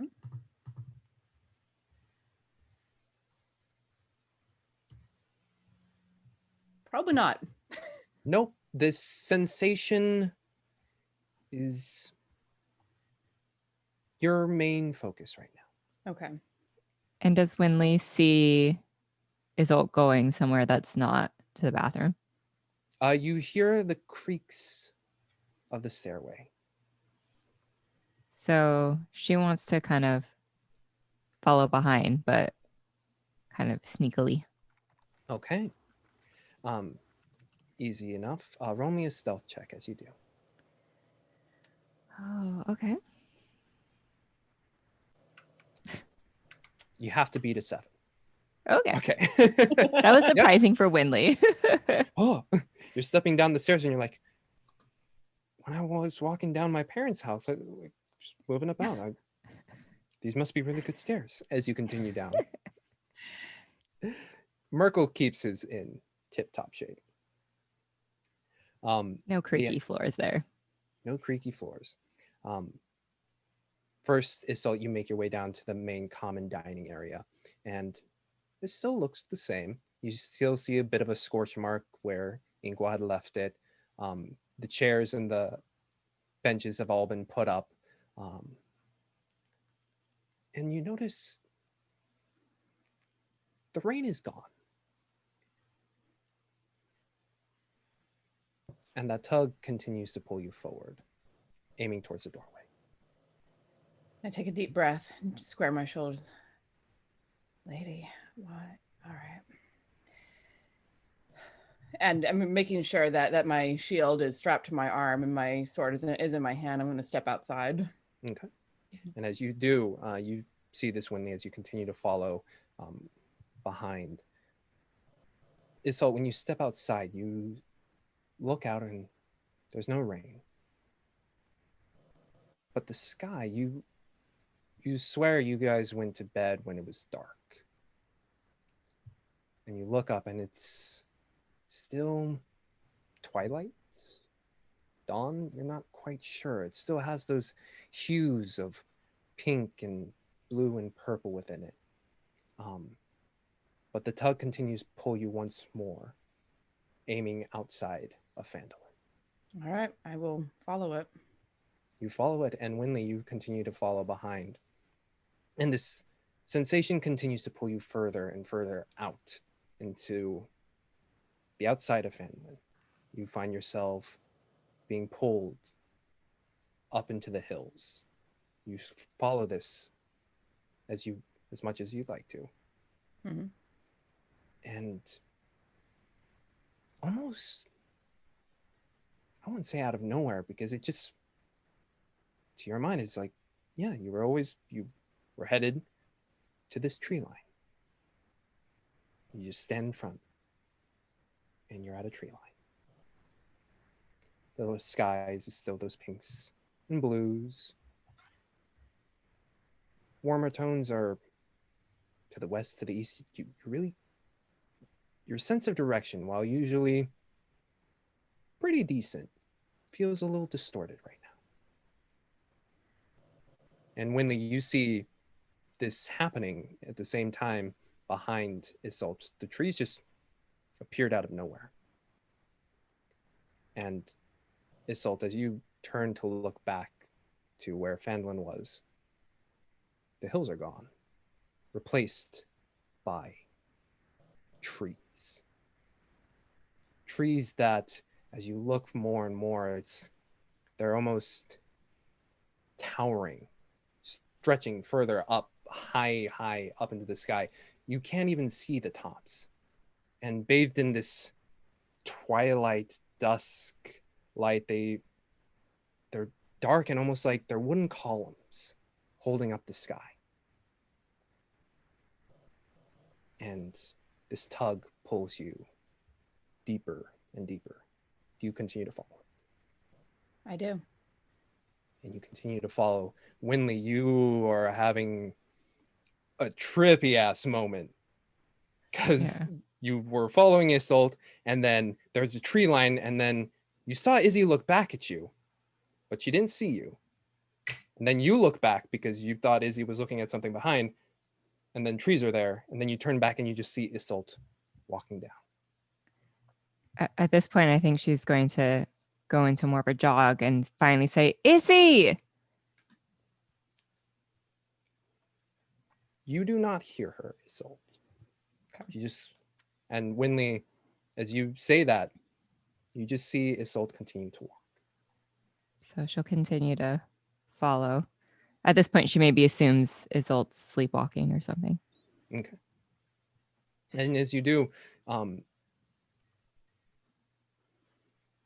for what feels like minutes, and Isolde, for you, your brain is like, oh yeah, I'm just walking. For Winley, you're like, we've been walking for minutes, for hours, days. But at no point do either of you feel fatigued. And when you look up in the sky, the colors haven't changed. And as you continue to walk, you do see very incrementally the skies leave that warmer colors, the pinks and oranges go away. More of the purples continue until dark blue sky is still seen above the treetops. And the trees are starting to become shorter and shorter. Eventually, very much like when you saw the tree line, you see the trees slowly start to collect in a tunnel and a little archway that is, at the moment, covered in shadow.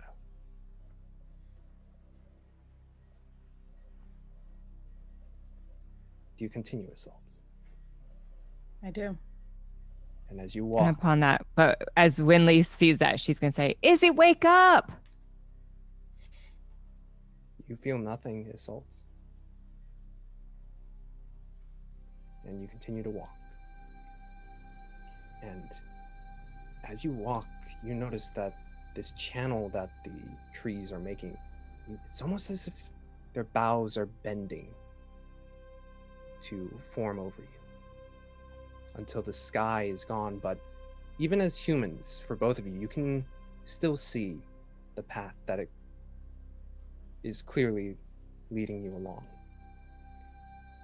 And just out of the corners of your ear, just very briefly, you hear a voice. It's singing. Do either of you speak Elvish? Yes. Okay. It sounds like Elvish, but not exactly like Elvish. And the words that you do pick up every now and then, they're almost like half words.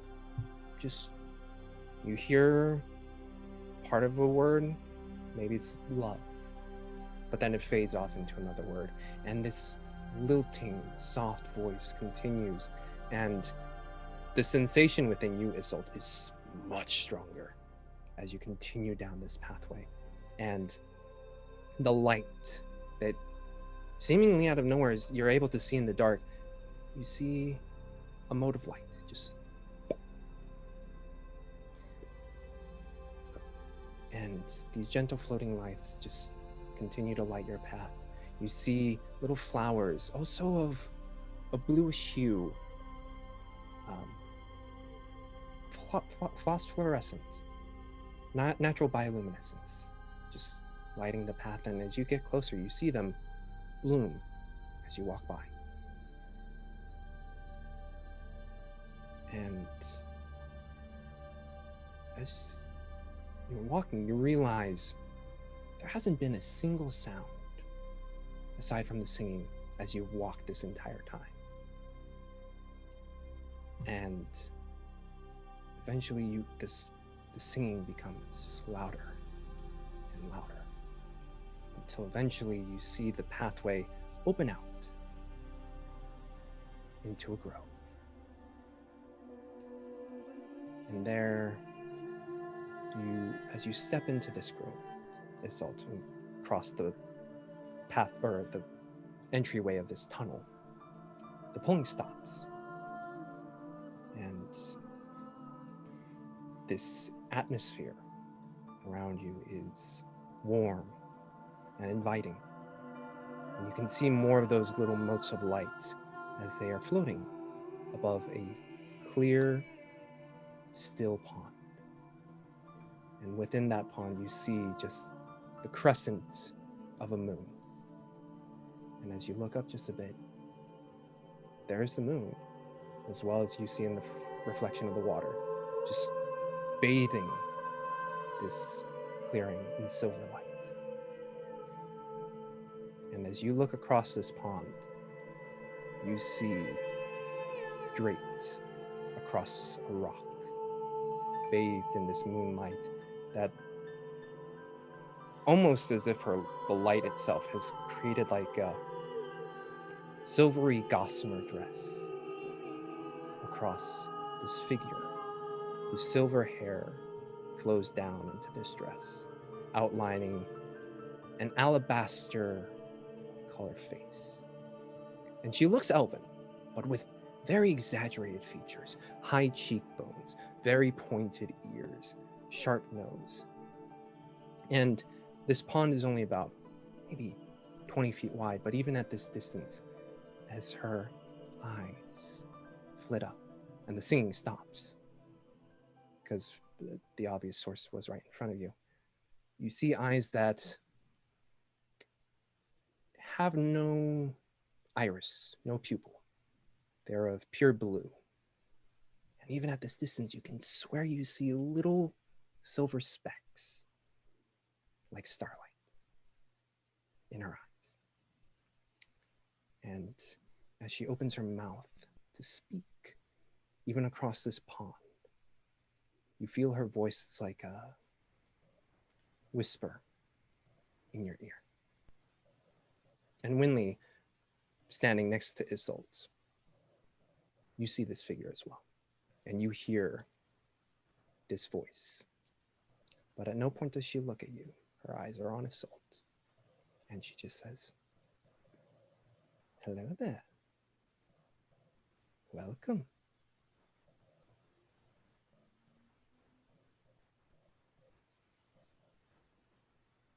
Why am I here? Because I wanted you to.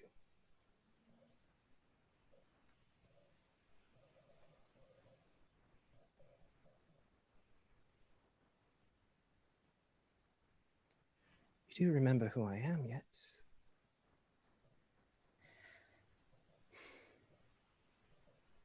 Apologies, lady. I'll take a step closer and lay the sword down on the grass of the grove. But step closer, still shield down at my side, but still on my arm.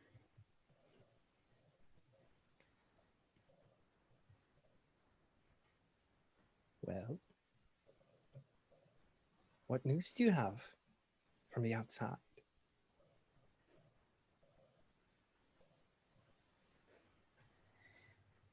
Which news do you want? The world moves on.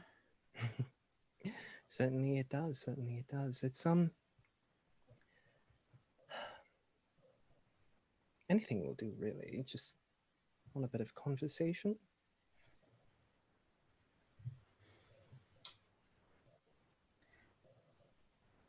I was called to this for the girl, for the child, Winley, wasn't I?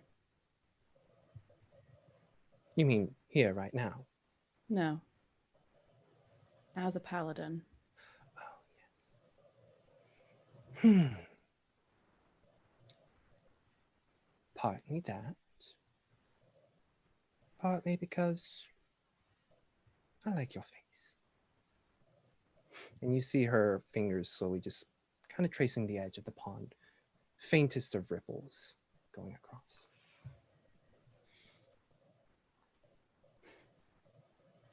So, tell me news. And she kind of sits up a bit expectant. Well, our news has been all of war and fighting and pain, but great deeds in the midst of that. Yes, I've seen quite a bit of your great deeds. I've gone a long way with your power. That is true. That is true. I do give such great power, yes. It certainly can be quite flashy. Suits Winley quite well. Yes, yes. That girl, she, how should I say this? Very spirited. She has a giant's heart. Well, I hope not. Then she'd be dead. Please, okay, don't give me that look. I haven't had conversation except for, and you see her point off to the side of the grove, and you see a couple unicorns. I mean, they're great to talk to, but much like me, they don't really see outside that much. So, conversation. We were sent to Phandalin to advance the interests of the Order of the Unicorn, and it was attacked by a dragon.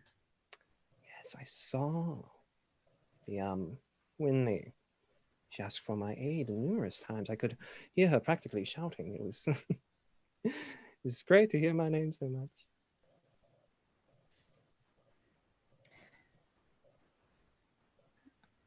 I worry. I said in the tavern last night that it wasn't our problem anymore. I'm a little worried that isn't actually the case. We almost died that night. Yes. Well, you almost died. Thankfully, when they helped you out there. But no, I mean, you're free to do whatever.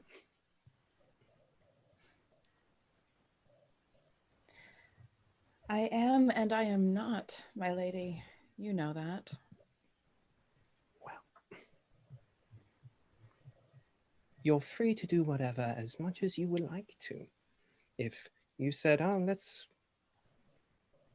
go back to, I don't know, Candle Keep, find that little elf girl you fancied so much, and or go all the way to the Dalelands. That could be fun. You could go that way if you wish. Soliana is a path that has been closed to me.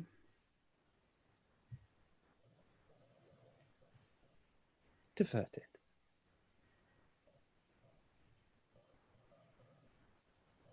Well, be that as it may.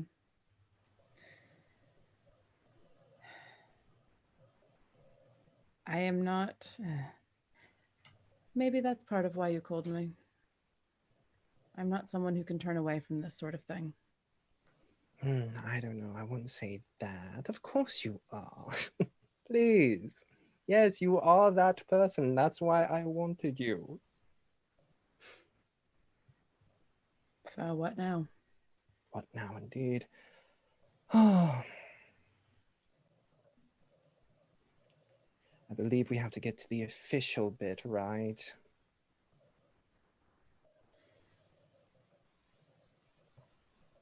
And as she says that, this wash of realization comes over Assault, and she just drops to a knee. Oh, please, please. Oh, God, no. No, do not do that. That is... Look, maybe a god now. But I haven't had conversation in quite some time. Please don't do that. That is... Well, that's how you're supposed to swear an oath. Yes, we did it all official last time because, you know, we did that. But can we try a little bit? I don't know. Yes, when we do the part where you swear your oath, then we'll do official part of it. But you don't have to drop to a knee, please. Excessive. Humans always paying graces when it's not necessary. And Assault just starts laughing and can't stop as she stands up again. Absolutely delighted by all of this. Like I said, I was of the Fae first before I was a god. So if I want to be a bit Fae today, so be it. Then Fae you are, my lady. Thank you. Now we actually do have to get to the official part. So, please strip. Aye. And I'll set the, because I mean, I'm a knight. This isn't the first cold bath I've taken. And set the shield aside and start stripping out of the night clothes. Yes, thank you. Keep that iron away from me. That is, ugh. Even with your sigil on it, you can't touch it. Yes, I craft it, and yes, you can hold it, and yes, I can touch it, but it's still icky. I can smell it all the way from over here. It's foul. Wow, apologies. I mean, I did make it, and I appreciate that you held on to it so much. That red-haired lady really liked it. If you gave that to her, I would have been crying over here. There was no way in any of the hells that I was giving her anything that I didn't absolutely have to. That's my insult. And you strip down. You are fully naked, and you take the hair out of the bun, or Yeah. okay. And she gestures for you to go into the pond. Just like brace myself, square my shoulders, and step into the pond. Mm-hmm. And you're like, yeah, I've done a cold bath before. This is not cold. It's warm, but not in a creepy way. It's very comfortable. I think that takes me aback a little because I'm expecting the forest pond to be cold, and just like pause with a foot in, and then keep walking. I like comfortable water. Okay, it's not like all of us elves like to trounce about in cold water. That's just. I appreciate the comfort. Yes, and you see her just kind of get off or straighten up on her rock, and she slips down into the pool on the opposite side of you. And as you do, you watch as this dress, as she submerges herself in water, as if it were made by the light itself. It just fades away, and she's swims over to you, and she basically gestures you to float. And I will kick off with my feet and allow myself to just sink back, staring up at the moon. Mm-hmm. And you see the moon, the stars, just lighting down this area. And you look into her eyes, and infinite more stars, little specks of light, just dancing. And you can see the palpable excitement about her, but she carries herself, and she just places her hands on the back of your neck here underneath the water. And she looks you in the eyes and just says, Isolt Argris, will you be a beacon in this world, filled with hope and forgiveness to combat despair? Stand as an example for others to follow. I so swear. And with that, she gives you a kiss on the right cheek. Will you, Isolt Argris? Where wickedness goes, beauty is often destroyed. Will you stand against that wickedness and shelter it from all the forces that would leave it barren?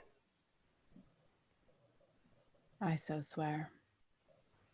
She gives you a nod and kisses you on the left cheek. Isolt Argris, will you, my child, delight in the world's beauties, song, art, laughter?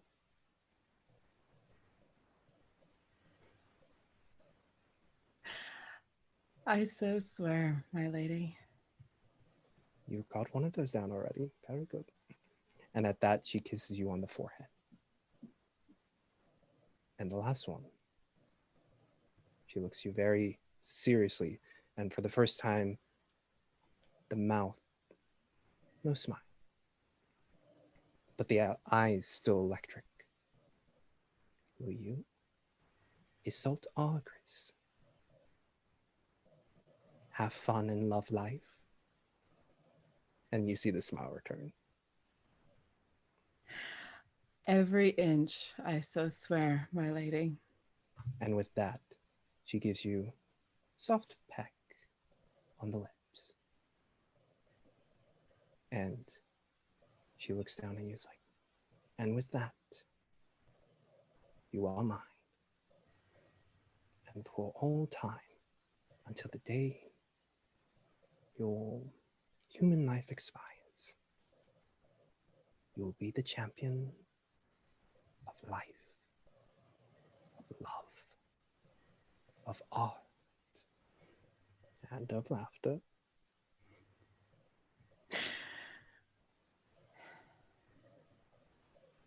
Thank you, my lady. Very good. And with that, you feel her hands just uncup from the back of your head. And you feel yourself being pulled underneath the water. Not drastically, but softly. And you're pulled slowly into the water. And as your consciousness goes to darkness, Winley, you saw all of that. Was it all in Elvish though? Like, did she understand or no? It was not in Elvish. No. Oh, okay. So she understood everything. Yes. And make me a perception check, actually, real quickly. Okay.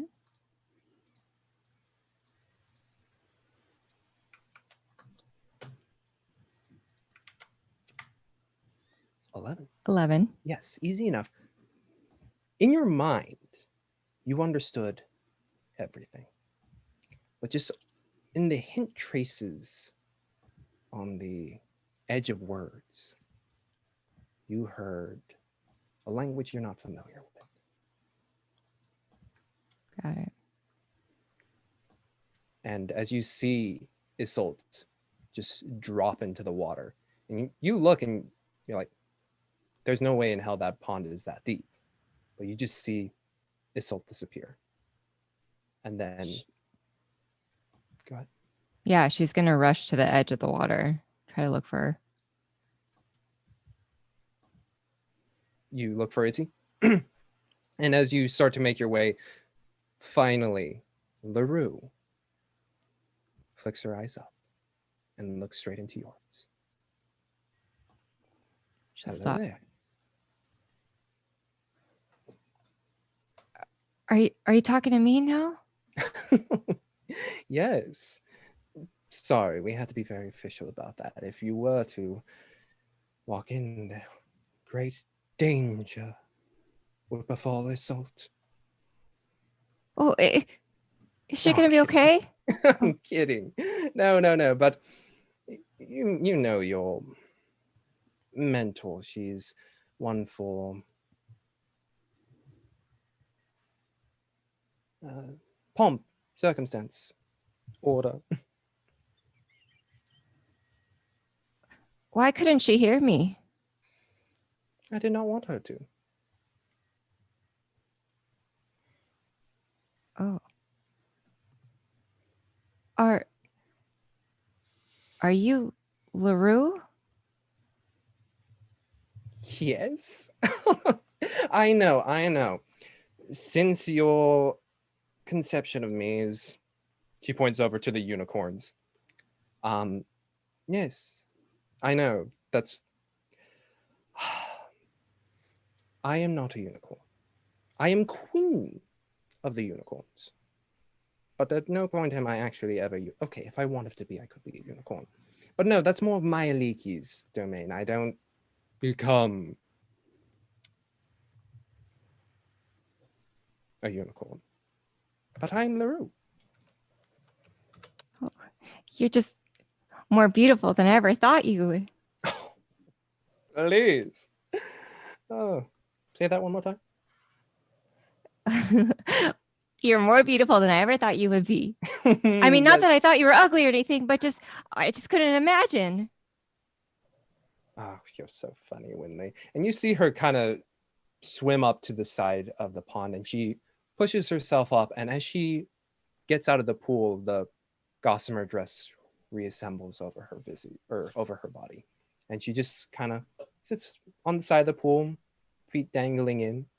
She looks at you. You have questions, dear. Come on. Oh. Well, I just want to thank you for, giving me the power to do the things I've done. I never thought I could do anything like that. Oh, please. That is so true. But when they glory bow, and she gives you a wink at that. Yes, when they glory bow. Eventually, at some point, maybe, those powers will become less mine while I still give them to you, but they'll become more of your own. Well, what do you mean by that? Greater control. Not always having to ask for it every time. Seriously, every time you have cast something in the past few days, it was like, LaRue, and I was like, hello, yes, oh, yes, certainly, here you go. Oh. Well, yeah, I wouldn't want to bother you more so if I could do it on my own. I mean, that would just be wonderful. You have been able to. I have? Yes. It's not every time you have to be like, yes, heal this person in the room, and be like, oh, yes, I will heal them. No, no, no, no, no. I give you the powers so you can use them as your own. Really? It's coming from me? From me to you, but through you, yes. Well, what do I need to do to be able to do that more?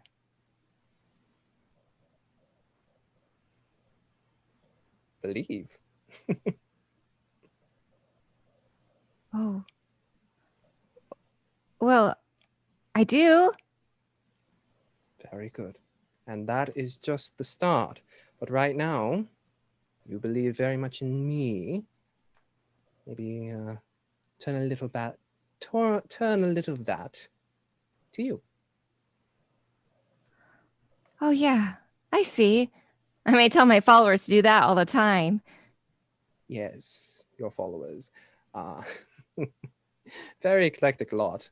Lots of gnomes. Never had that many gnomes before. Very interesting lot. They always like to party, which, don't get me wrong, LaRue likes to party. But hearing it every night, just like LaRue is quite a bit, you know. I just, sometimes I want to sleep amongst my unicorns, but then I have, what was it? How many did you leave me with? 43 gnomes. Love, that is so many gnomes. I appreciate it. But 43 gnomes. Well, I just have one last question then. Oh, yes. Yes, so she looks up at the sky. Yes, at your time, it's... Yes, you should probably get back soon. You'll have to walk the whole way. It'll take you many, many years. What? I'm kidding. I can send you back. But yes, your question. Oh. Do you like your hashtag? LaRue. See, that, my dear, came from you, as will many other things. Oh. It did come from me. I think I'm starting to understand. Yes, you are. Slowly, but you're getting there. Anyway, stand. I want to see this dress, not all trampled up along the side of this pond. Oh, well, I didn't have time to change, so it's just a simple nightgown, and ignore my feet because I didn't have time to put shoes on. She does a little flick of the fingers, and you see before you the similar dress that you wore in the night. Very nice. Ooh, very nice. Ooh. And the fringe, so fun. Oh, yeah. It's silver, like, well, you know. Yes. And she gestures down to her moonlight dress. And she's like, well, Winley Glorybow, it has been lovely conversation. Having you and Isolt here, I'm quite tuckered out. So I understand. I will be sending you back now. Are you ready? Ready. And as you say ready, she just places a couple fingers on your forehead and just pushes back. And you feel yourself fall. And your eyes open. And it's the morning. You're in your room of Stonehill Inn. Look over to Izzy. Izzy's quite asleep. But there you are. Was that a dream? Winley will get out of bed and gently kind of tap Isolde. Izzy? Izzy? I'll wake up, opening my eyes, and I think for a second I see the spiraling universe that was above me and the moon and the reflection of both in LaRue's eyes. And then blink. Good morning, Winley. I think I just had the weirdest dream. What did you dream? Well, I don't. You were walking so far, and I followed you, and we went into the forest, and then we saw LaRue. And do you know she's not a unicorn? You were She's there? Wait. Was this real? You were there with me? Well, I saw you talking to LaRue, and she had this beautiful silver gown on, and then you got into the water without any clothes on. And it was a beautiful ceremony, and was this real? And I'll look down at my hands, turn them one way then the other.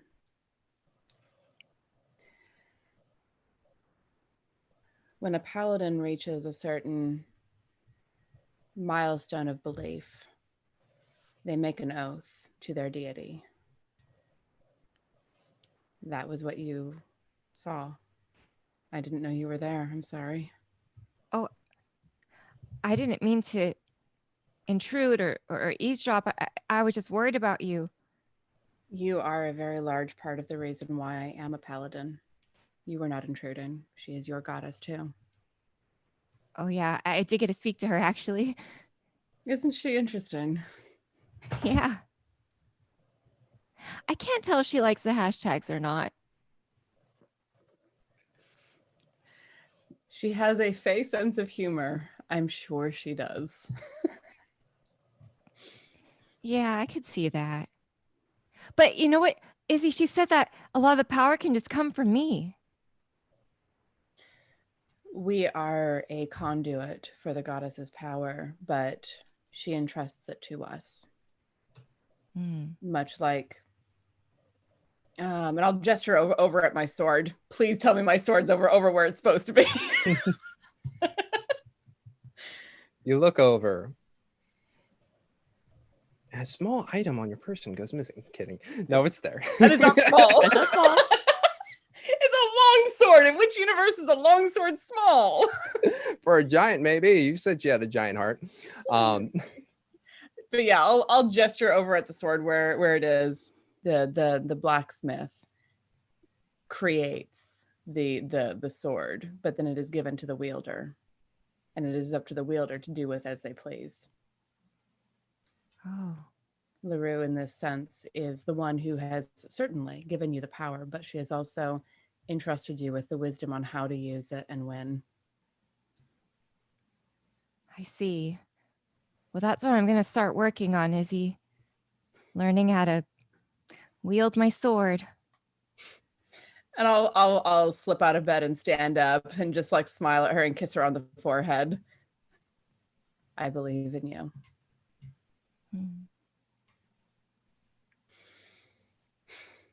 Let's get some breakfast. Oh yeah, I'm starving all that walking. Do we still get a long rest? That was my question too. You hear a bit of a and yes. Thank Christ. Yes, you do. They come downstairs. You guys look terrible. Winley did not get her beauty sleep. Oh, But yes, man. yes, as morning rises up, Isolt, you notice as you go to now pick up your still there sword. The pommel has changed a bit. It's in the shape of a unicorn head. I'll hold it up and turn it side to side looking at it. And I'm sure it is absolutely gorgeous, the sort of thing that Assault wouldn't usually use. Mm-hmm. And you look at the eyes, they are inlaid with a couple gems. Sapphire? Pink. Oh, they're pink. Damn it. I was hoping for sapphires. Sapphires are sensible. And when you look at it, Winley loves it. You would. when you say that sapphires are sensible, you see the gems just flicker blue and then back to pink. And I just and Assault seeing that just laughs, just bursts out laughing and just shakes her head, fastens the sword at her side. It wasn't a dream.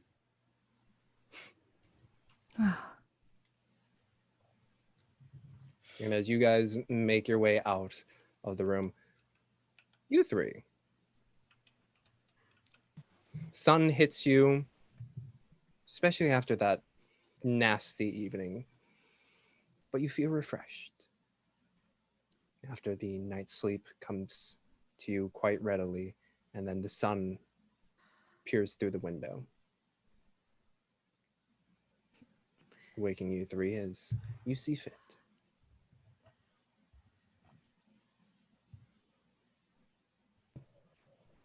Good morning. Who's up for some breakfast? That sounds really good. So, out of the sun. You said breakfast? Ooh. Yes. Oh, Breakfast. John, that outfit today. Oh, wow. You like? Yes, it looks amazing. Thank you. And yes, Tim, breakfast. And as you all three assemble your belongings and attire, you, Isolt, and Winley are downstairs at a table. Whoever would like to make me a perception check may.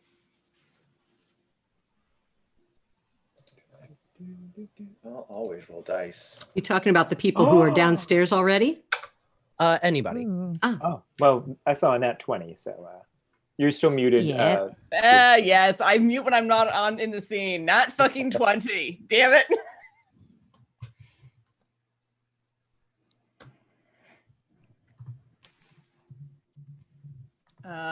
Your movement this turn does not provoke attacks of opportunity.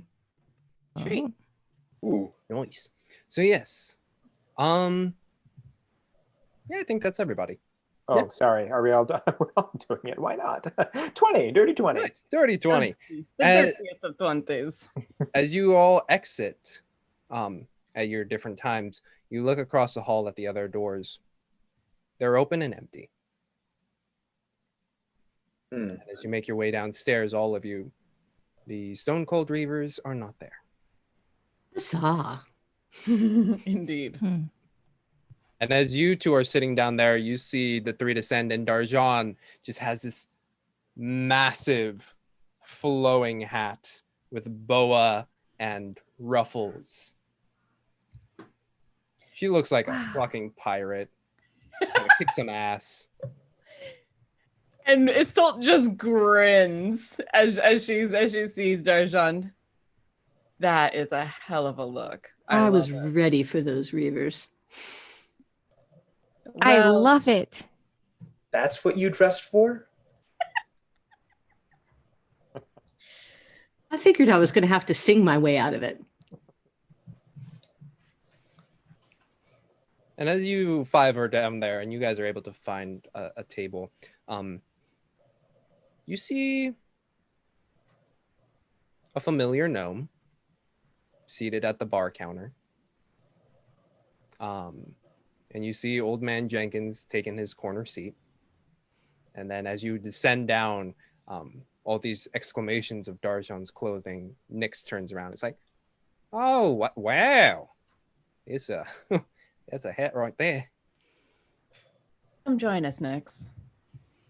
Sure. And she brings her plate over, lifts it up on top of the table, and then pulls up a stool. Well, yeah. I guess because you all volunteered for me to help shoot crossbows, I'll be sticking around here for a while. What are you all up to? Well, Winley and I still need to speak to Halia about the cold iron that this region mines. Actually finished the job that we came here to do initially. I promised to give some crossbow lessons today. Yes. After that, we were thinking about actually heading down with Inqua to make sure he has some extra people with him, just in case. Good. Yeah. Which are you heading south? Southeast. Do I remember which direction? Because what's her face? Speedy girl. Winnie? Yeah. Yes. So what you would have to do is like you guys go north of Phandalin, take the Tribor Trail southwest, and then that would make you hit the high road. And that would be the quickest way to travel down the coastline. And at that point, you would hit Leylon, which is where the letter would be delivered to. Okay. So you're all taking the high road and we're taking the low road. Well, we'll be in Scotland afore you. Oh, that's why you're the writer. You're the songwriter. I'll have to work on that one a bit. No, I thought it was good, but Guys, we can't break up the group right now. We don't even have a good group name yet. Oh, so nice of you, Winley, but I know that you need to get back to your fans. But And we need to get back to doing our gigs and our adventures. Right, Tim? Most of the gigs. well, if we take the first initial of each of our names, we'd be Widit. Bid? With it? Widit, like, we're Widit. Oh. Isolde, Yeah. Darjan, Yes. Inqua, Tim. Oh, I could just hear it. I could hear it now. With it. With it good. I can hear it. Oh. Oh God, James is about to make a rock roll and everyone die. Yeah. I know that look on a DM's face. Okay. We can workshop it.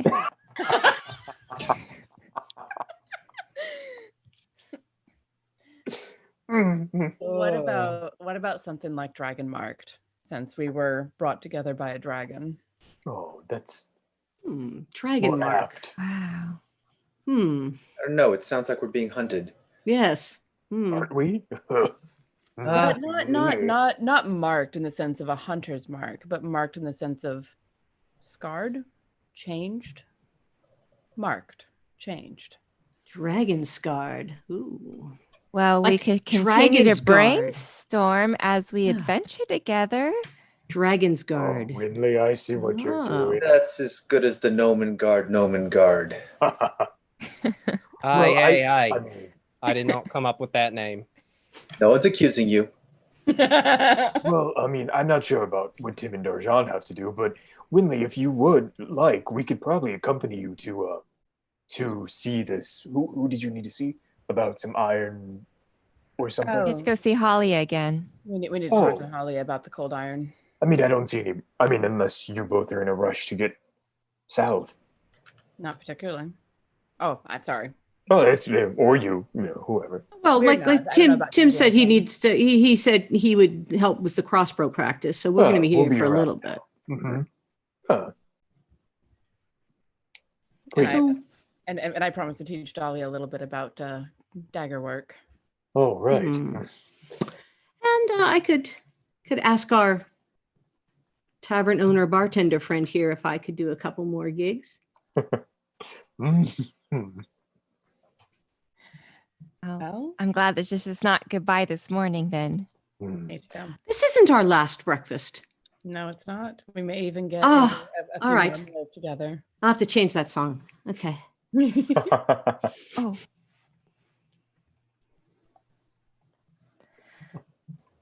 Well, as we're having breakfast, I did bring my book of affirmations. Oh my God, you have a book! You have a fucking book! I love It's it. I silver. love it! This is amazing! I had the craziest night,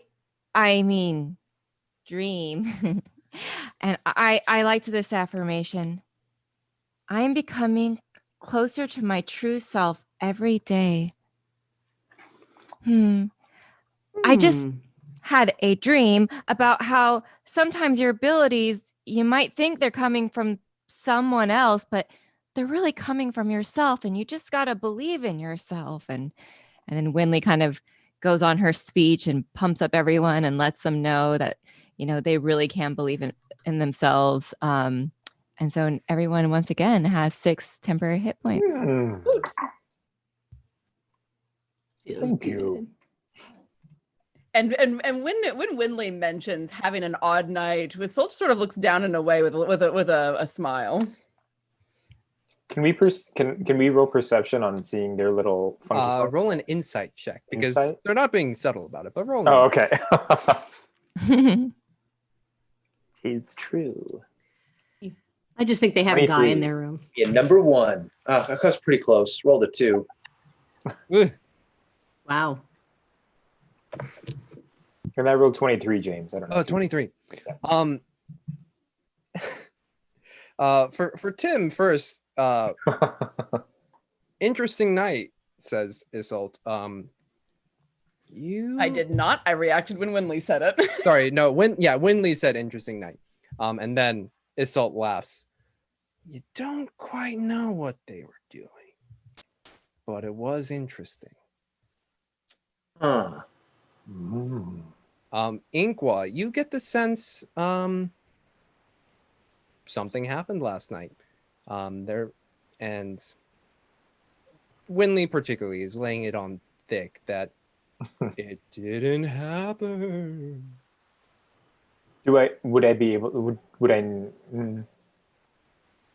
Did she have her sword with her? Yes. It is sheathed, yes. And is it the hilt that's the unicorn head? The pommel. The pommel. Would I note it? No. Okay, never mind. It's good. If you're doing like a glance over, you can do a perception check. Sure. Why not? 10.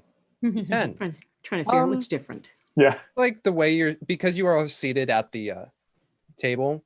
It's kind of hard to see just because below the. Let's go. I just figured they had a guy in or something, and I'm kind of just looking at him That's what I was like. Yeah, I was kind of like, he'll make eyes. Then at Argent, go like, oh, their night was interesting. I don't suppose I see any of that. You see it, yeah. Oh, good. Oh, yeah. No, we're not being subtle. Subtlety. We're not being subtle. Subtlety. You're even winking. Never. I'll just look down and I'm at first a part of me is embarrassed, and then I'm just like, this is the greatest joke ever that they think this. Yeah, I'm looking at them, and then I'm looking at the paladin and the cleric, and I'm looking at them and the paladin and the cleric. I don't know these things. Judge. We don't judge. So I'll look at the other 3 and say, as I said to Winley when we discussed this morning, there is a time when a paladin reaches a milestone of belief and swears an oath to their deity. And I'll draw my blade in one smooth movement and place it on the table and show them the unicorn head. Wow. I have sworn an oath to LaRue She is very fey. I don't notice the difference.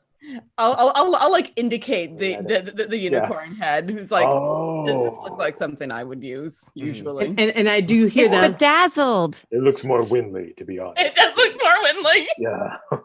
And as It's you to three, protect Winley. Wow. Ah, as you three look down at the pommel, you see it's very intricately carved unicorn head, and the eyes have these beautiful sapphire gems in them. Pink sapphire. For them, they're blue. Oh, you bastard. oh, that's fun. Wow, what beautiful sapphires. And look at them like, are you blind? They're pink. No, they're blue. They're pretty blue. Blue. Winley, do you see them pink? It's like the black and blue dress Wayne Lopez. Yeah. Make it pink. Pink and I see blue. pink. Well, Make it. definitely had a great night last night. Am I really the only one who can see that they're pink? You're They're the only one blue. who can see You Oh. bastard! Never mind. Hey, Very Oh. practical. Winley, you did, like when you saw it before. When you saw it before, it's like, no, they were pink, but now they're blue for you. Oh, okay. very Oh, I- practical. Huh. Must have been the light. They're Yeah, I guess they're blue Pink now. would be way too ostentatious on something like this.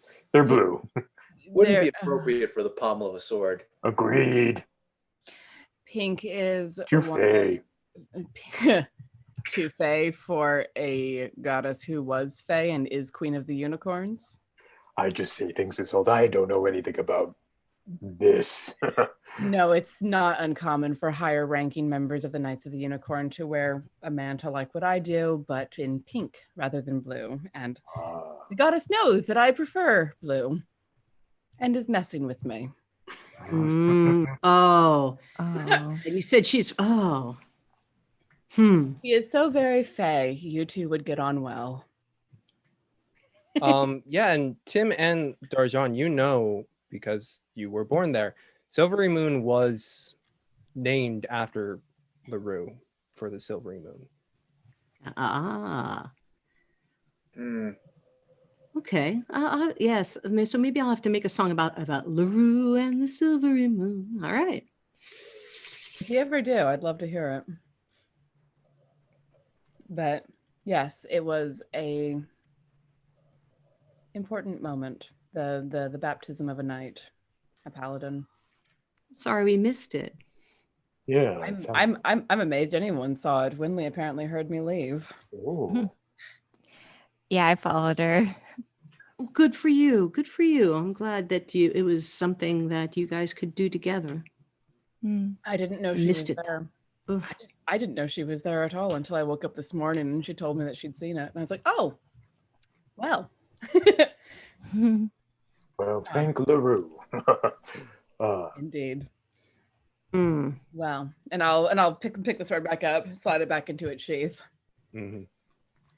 And at this time, I'm assuming you guys have put in some breakfast orders with Of course. Toblin Yeah. Oh, yeah. And- as you commemorate just another breakfast together.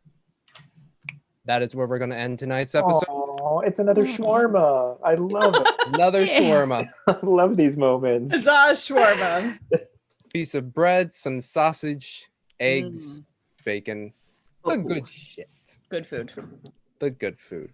Anyway, thank you all so much for joining us. Congratulations to Duke Fleeg for winning the deck and for 20 months of subscribing with us. Thank you so much to the other people who donated bits, which was J Matthews 85, Sly the Tove, Duke Fleeg, the Hefner. Yes. Don't forget, Kickstarter for Birds of Paradise starts on October 15th, which is in technically 2 days if you want to Tomorrow too, I think. add in the extra 2 hours that's going to be midnight here in the Pacific or on the Pacific side. You The almost said Kickstarter- the Pacific Northwest. Pacific Northwest, same still time zone. I'm from there. It counts. Yes. Nord Games Kickstarter is ending. Check that out. Prime Day is starting up tomorrow or the next day. And if you use our affiliate link, It's tomorrow. you get we get some of the Shmur. Schmerge. Yes, and it's buy 2 books or buy 1 get 1. Buy 2 D&D books, get 1 free. Okay, buy 2 get the 3rd one free. Yes. Cool. I said the wrong thing at the top. There we go. Buy 2 get 1 free. Yeah. And if you haven't started your physical book collection like I have, you can begin doing that. I started with the Nord books. I don't know what that says about me. You're one of those indie people who like to drink coffee at neither Pete's nor Starbucks. My Delta Green character would disagree with you, but sure. And there we go. I can read people based on the fact or based on whatever books they buy. Not really. No. But anyway, thank you for joining us for our 10th episode. We all dressed up fancy just for the celebration of it, but we will continue to do wacky things here. Yes, hell, if I want to next week, because 2 1s, arbitrary number of significance. It's a prime number. Yes, prime number. As much as we do 10s and 5s and 0s. Celebration. I'm rambling, folks. Thank you so much for joining us tonight. Have a wonderful rest of your evening. Don't forget to stay healthy, stay safe, and we will see you all next week. Have a good evening. This won't stop.